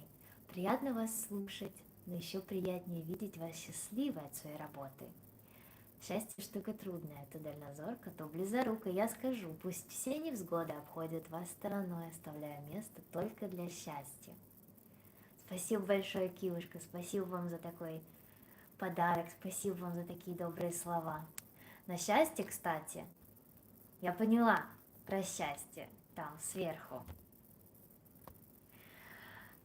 Про счастье. Помните, мы в комментариях с вами немножко схлестнулись на тему благодарности и на тему, как бы выделять, почему я отказываюсь принимать некоторые вещи как должное, почему я оставляю в жизни в элемент этой вот повышенного, даже не повышенного, а просто, оставляю элемент осознанности к определенным вещам. Потому что счастье, оно создается не только там какими-то настройками тела, но счастье, оно создается способностью его культивировать. Именно культивировать, замечать возможность для счастья, замечать метод для счастья, замечать повод для счастья, или использовать, например, какой-то ресурс в том, чтобы сформировать счастливый опыт. Для меня это очень важно. И поэтому вещи, например, как благодарность, это не просто благодарность, это еще и повод сделать что-то, что могло бы стать рутиной, не рутиной, а сделать это праздником, сделать это чем-то особенным, так чтобы жизнь, она не стала рутиной, потому что от отношения к вещам, от отношения, например, к подаркам, от отношения к знакам внимания, отношения к тому, что кто-то что-то делает, возможно, для нас, или кто даже не для нас, а просто создает что-то красивое, когда кто-то там наслаждается чем-то, и мы это замечаем. Это и создает удовлетворение, до этих 99,9999 миллиона в нашей жизни, которые иначе можно просто так вот проскочить. Поэтому я настаиваю на том, что я буду благодарить за слова, я буду благодарить за подарки, я буду это все отмечать. Потому что даже и внимание, и слово, и жизнь, и идея человека, они являются тем, что наполняет жизнь. Потому что если мы начнем убирать эти вещи, начнем ослаблять или принюхиваться к этим эмоциональным реакциям, то в итоге мы попадем в ловушку, что либо стимулы должны усиливаться,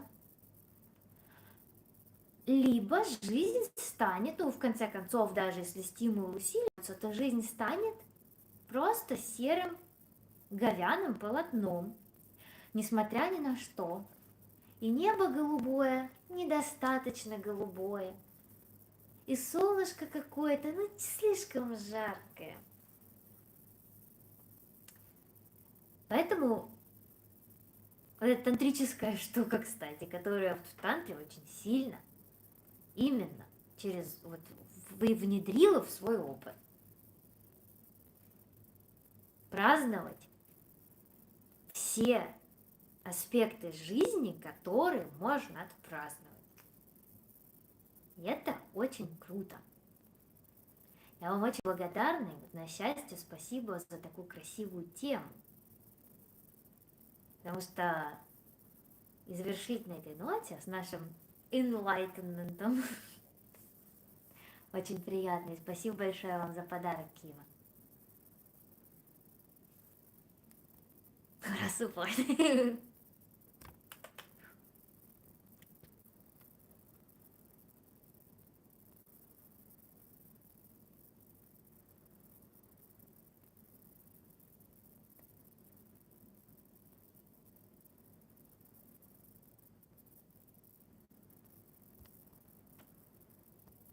Thank you so much.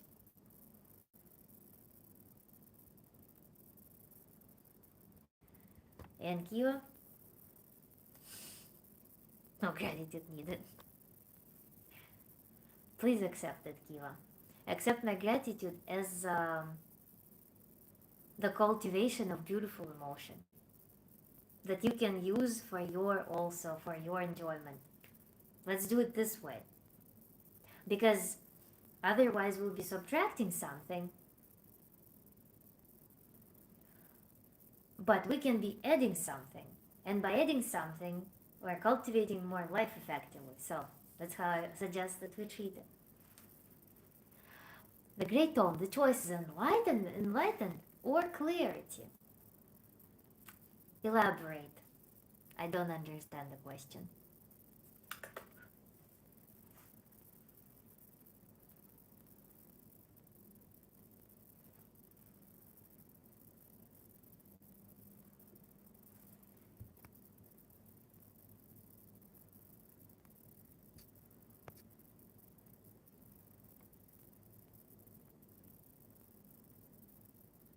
Thank you, 66.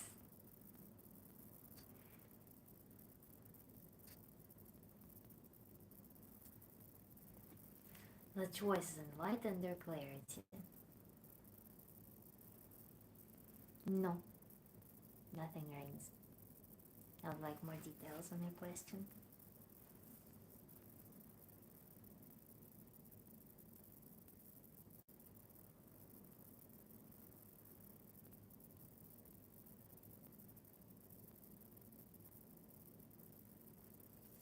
I don't know either. So I guess there's no enlightenment or clarity. Back to quadrant one.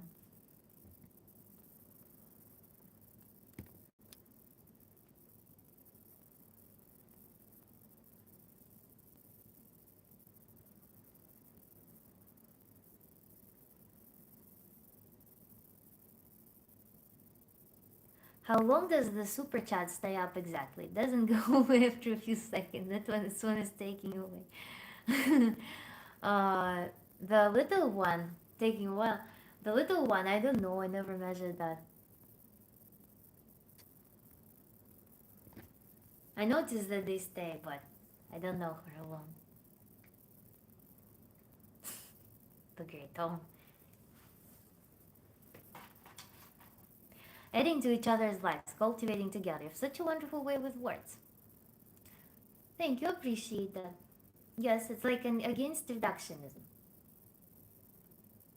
You know, also, by the way, something from relationships too. We could reduce, we could like, for instance, is it difficult to acknowledge that your partner, let's say, did some chores, did some dishes? For example, they do some chores every day. Is it difficult to acknowledge it? No. But we always have a choice to either acknowledge it or not. In one sense, imagine the culture in the couple becomes that this person does something and receives gratitude, and this person does something and receives gratitude. So they exchange gratitude. Net zero. This person got gratitude, this person got gratitude.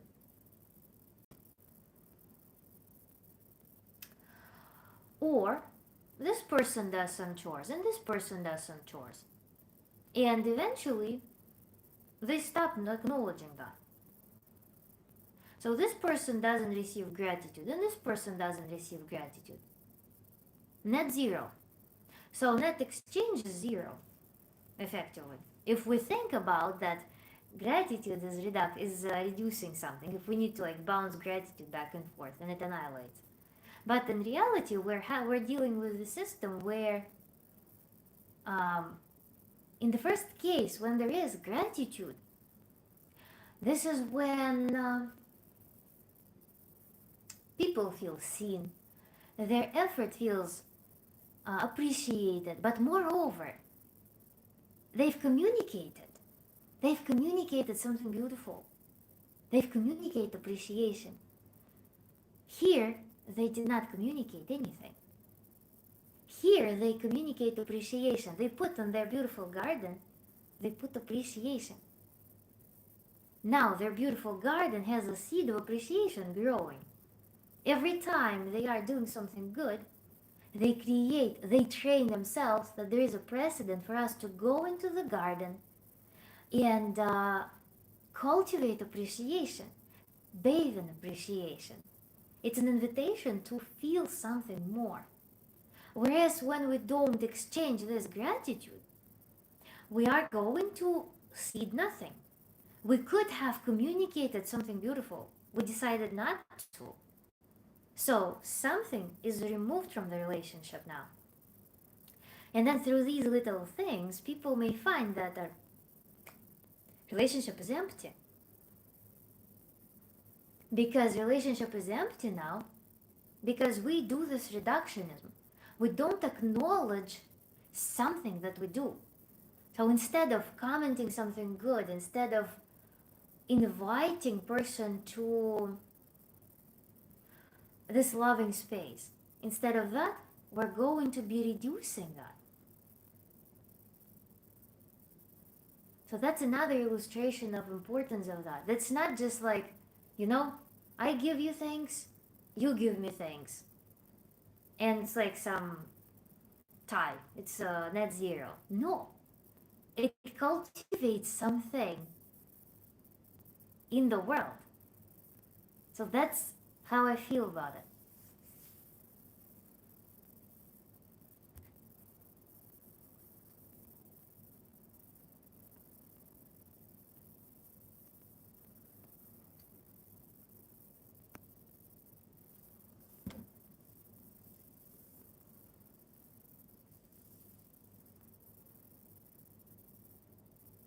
I don't know, by the way, there is, yeah, this thing. Oh, it starts moving, I think.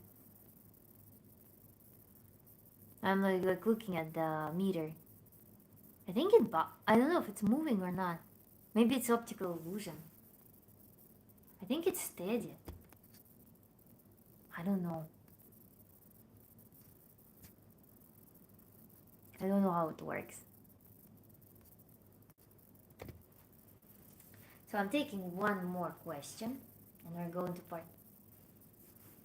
And if there are no questions, then we're just going to part on this beautiful note.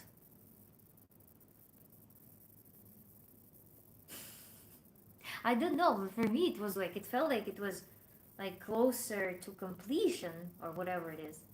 And then it felt like it moved, but it didn't. It's just depending on the angle. Just, I don't know.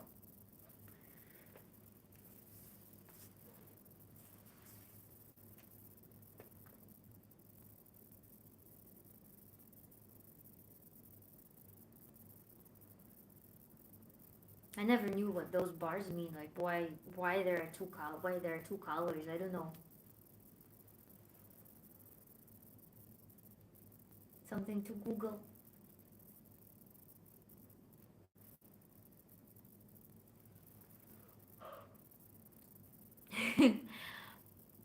Maybe if I walk away and return it, then I'll see it as an illusion. I don't know. I swear, it feels like the bar is moving there.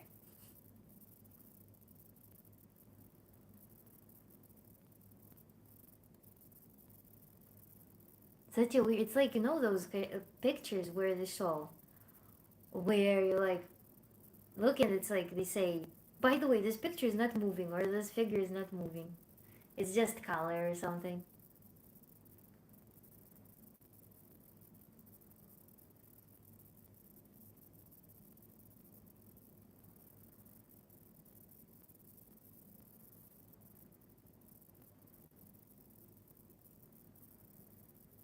There must be some. There must be some point in this color split. Kiva, are we on the same page with illusion? It's not moving, right? It's a steady thing.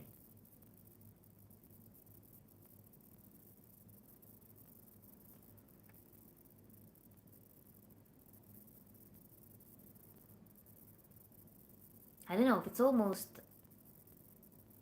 like if it would be good if it was a gradient or something. I don't know.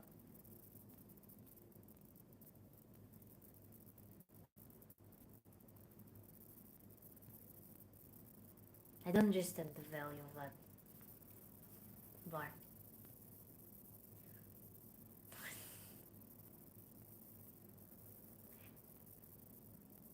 Game over.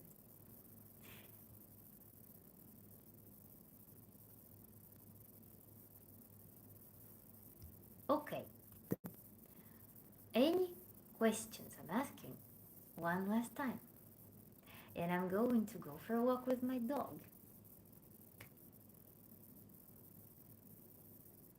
Well, most important is the words. Yes, Kyo. It's the words, it's the energy, it's the flow, it's the intention, and it's the mood, and the beautiful thoughts that we carry with us. After the steamen. Dabei chonky cat.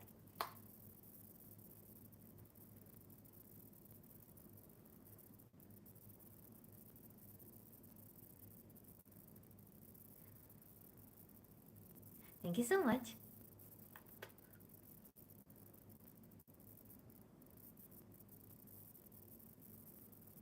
Question not topic related. Yes, Kiva.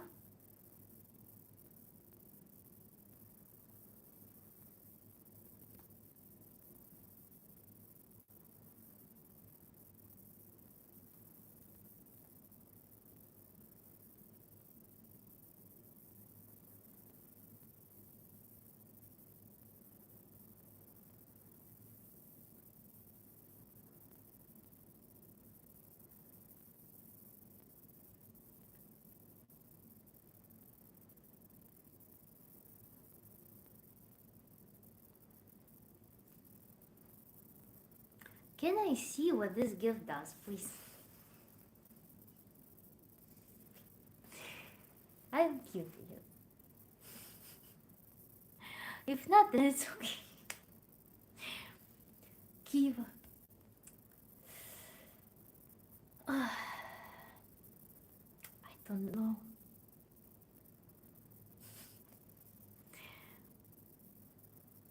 Let's do it. They're beautiful.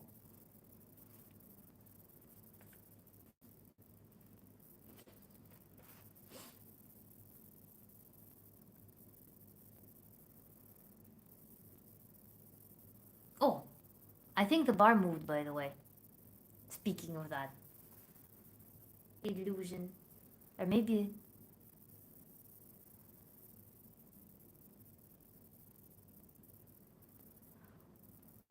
What bad timing? Let me go. No, let me not go.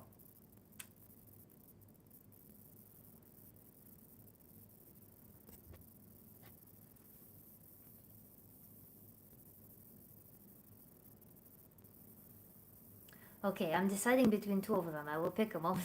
Short. Oh,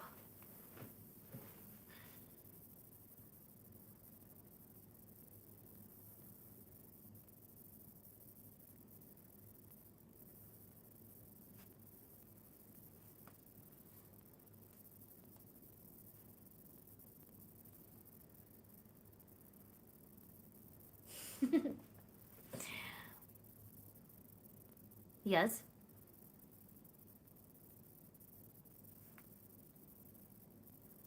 Gift one or gift two?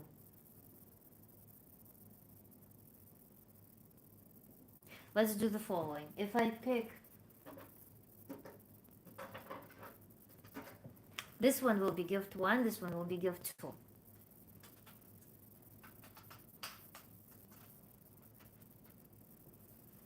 Gift one.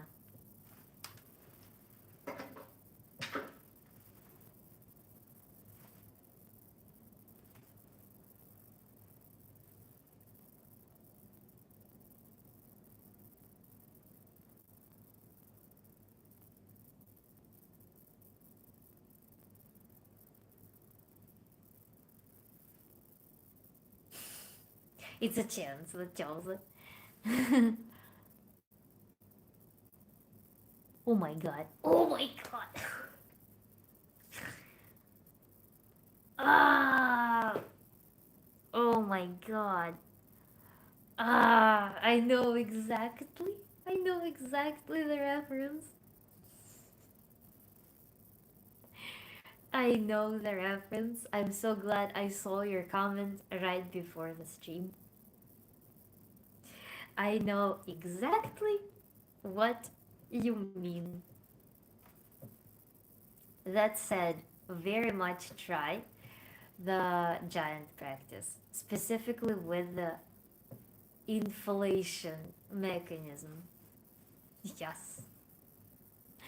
So with the inflation mechanism, but don't focus maybe on the dance portion yet. Try that thing. I'm curious to know your impressions of that because how to describe the effect of that giant thing. I anticipate that you will have, yes, I anticipate that you will have some uh, goosebumping potentially. Maybe not right now. Oh, sorry. When I'm imagining it performed, it gives me goosebumps, but usually it doesn't. So I'm curious to hear your review of the giant thing.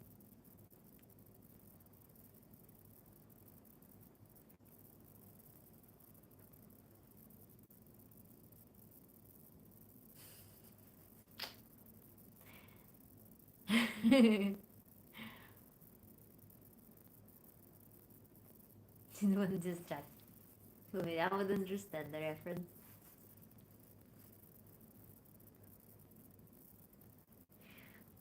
You know, whatever metamorphosis it takes to enlighten.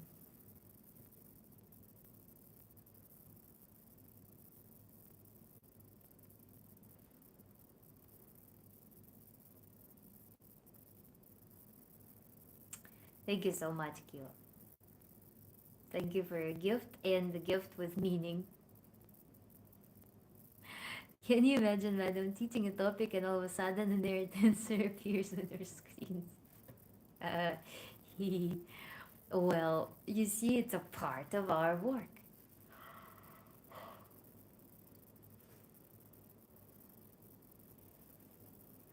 It would be a terrible distraction.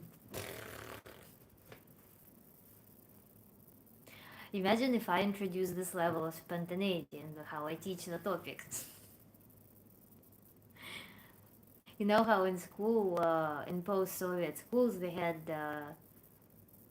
physical exercise break when it would be in the middle of the lesson, like any academic lesson, the kids would be just like for 2 minutes they would do jumping jacks and stuff like that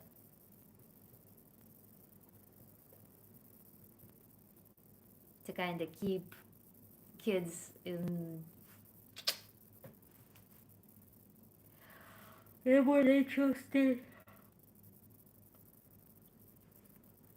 Yeah, so that bar is actually functional, and maybe it was moving.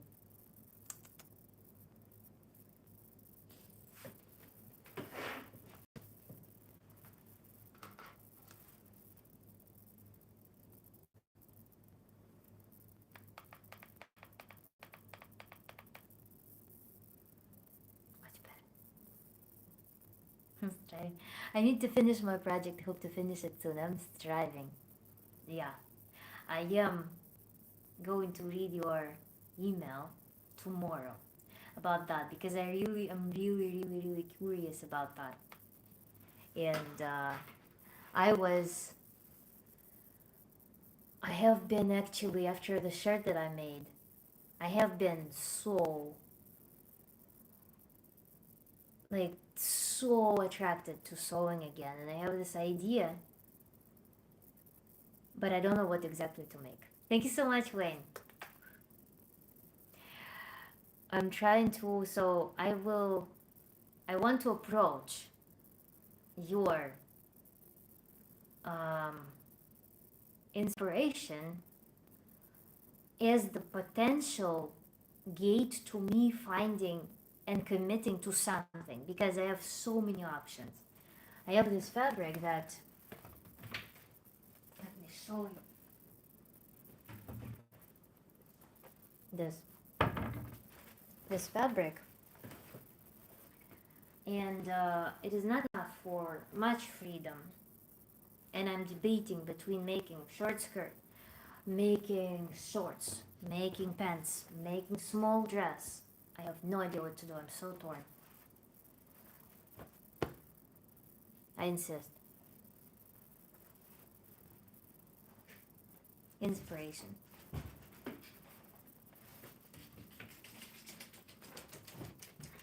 Зайчик мой, ты на работу пришел. Иди сюда, ну-ка иди на работу быстрее, иди сюда. Собака. Иди сюда быстро.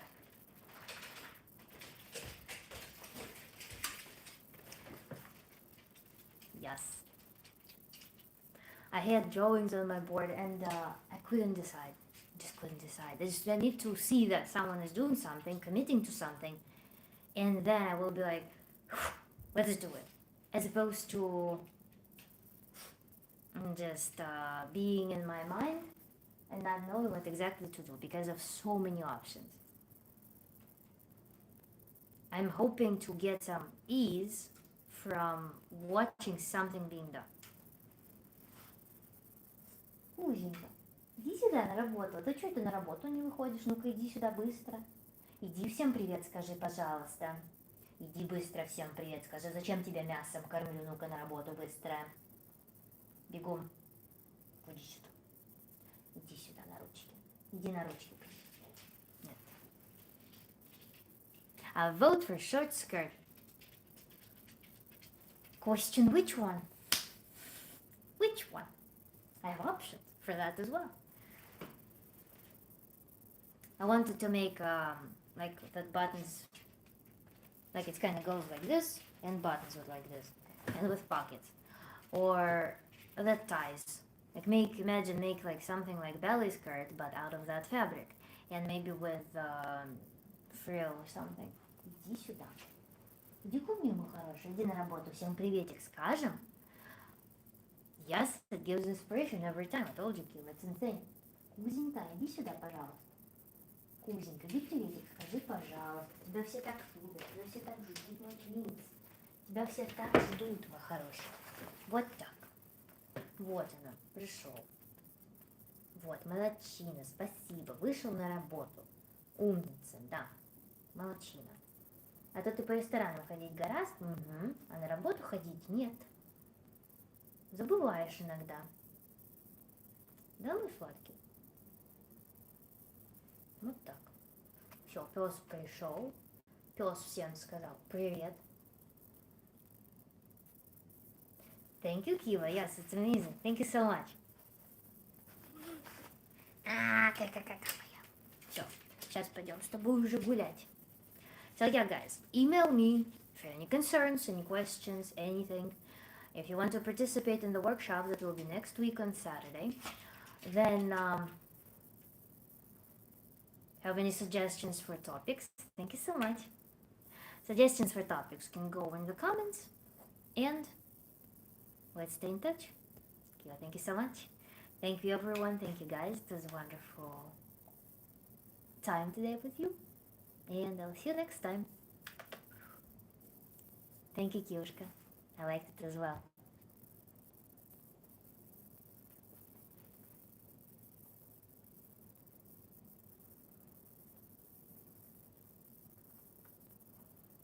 Pew. Pew.